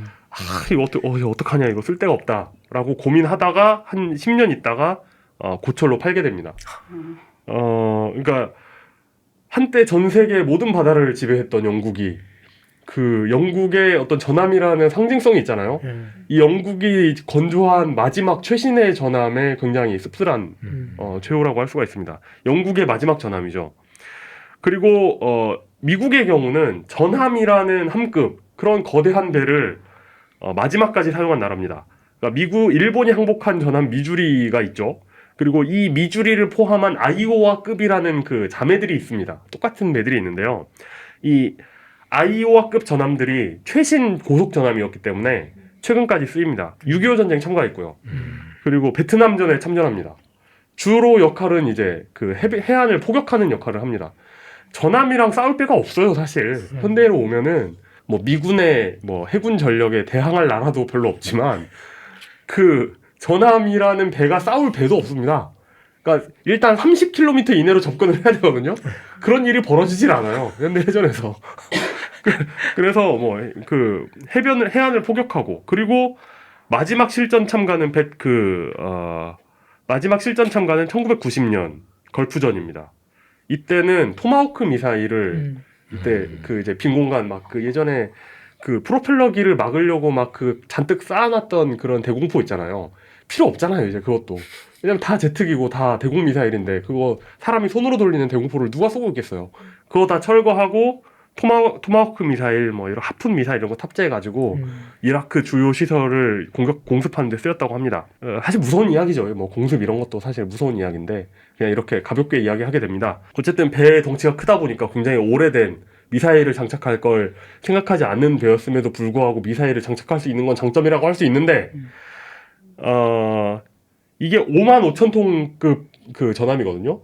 배수량이 55,000톤의 배가 있는데 한 배수량 10,000톤짜리 알레이버크급 그 구축함에 들어가는 미사일의 한 절반밖에 못 실어요. 그러니까 이게 다시 가성비 얘기가 나오는 거죠. 그러니까 미국이 전함 끌고 왔다라고 했을 때 아니 전함까지 끌고 와 하면서 뭔가 막 그 CNN에서 찍었을 때 어떤 그런 어떤 비주얼이 없는 비주얼이 있잖아요. 전함이 나왔을 때. 그리고 어쨌든 1990년대에 그 USS 아이오와가 마지막으로 퇴역하면서 영구 퇴역하거든요. 그러니까 중간에 몇 번 퇴역을 해요. 그러다가 불려옵니다. 왜냐면 이런 배가 없으니까 이런 크기에 이런 배가 없으니까 불려오다가 1990년대 아이오가 퇴역하면서 이제 세계에는 그 일선에 나와 있는 전함은 없어지게 됩니다. 그래서 이 이야기의 교훈이 뭐냐? 교훈이라기보다는 이 거함고포 시대가 왜 사실 뭐 아이오가 있었다고 하지만 끝난 지 굉장히 오래된 옛날 이야기잖아요. 근데 이 시대가 왜 덕후들에게 계속 회자되느냐? 저는 이게 그러니까 이 거대한 전함이라는 것이 어떤 이 시대와도 맞아 떨어져서 그렇지만 이 크기, 사이즈에서 어떤 굉장히 비대한 국가주의의 상징이라고 생각해요. 그러니까 비대한 국가주의와 그 국가주의에 의탁한 빈약한 자아 뭐 이런 거하고 관련이 있다고 생각을 하거든요. 그러니까 저도 마찬가지고. 아니 그리고 이렇게 뭔가 크고 돈이 많이 들어가는 걸 만들어 놓으면 그게 틀렸을 거라는 생각을 사람들이 잘 안 하는 것 같아요. 맞아요. 네. 예, 피라미드 만들어 놓고 틀렸다고 생각하겠습니까? 네, 생각 못 하죠. 네. 그러니까 물론 이 거함거포, 그러니까 큰 배와 큰 대포가 필요했던 건 시대가 요구했던 것이긴 해요. 그러니까 그 시대에 뭐 비행기도 없었고 뭐 어떤 뭐 미사일도 없었고 미사일이 있습니까? 뭐가 있습니까? 그런 시대였기 때문에 필요한 것이 있었지만 현 시점에서 그 시대를 보고 열광하는 데에는 그런 나의 빈약함을 어떤 그런 걸로 채우려는 그런 게 있다고 생각해요. 자, 어쨌든 제가 이야기하고 싶은 결론이 이겁니다. 저 어릴 때만 해도 2차 세계대전 영화는 전쟁 영화였습니다. 그렇죠. 그런데 이제 2차 세계대전 영화나 드라마는 사극이에요. 네, 사극입니다. 전쟁 영화라고 하려면 뭐 허트로커나 아메리칸 스나이퍼, 그러네요. 네, 그 정도가 되어야 전쟁 영화고요. 영화가 되죠. 2차 세계대전 영화는 사극입니다. 그렇기 때문에 이런 시대인 만큼 우리 덕후들 그러니까 마음가짐을 좀 더 삼가고 예, 과몰입 금지하고 이런 국가주의나 이런 건 이 시대에 이미 안 좋은 거라는 게 결론이 났다. 이제 우리는 평화와 번영의 시대로 가자. 이런 이야기를 하고 싶습니다. 이상입니다. 네, 저희 이제 다음 주에는 여름도 끝이 나고 맞아요. 네, 날씨가 가을의 뉴스룸으로 다시 찾아뵙도록 하겠습니다. 감사합니다. 감사합니다. 감사합니다.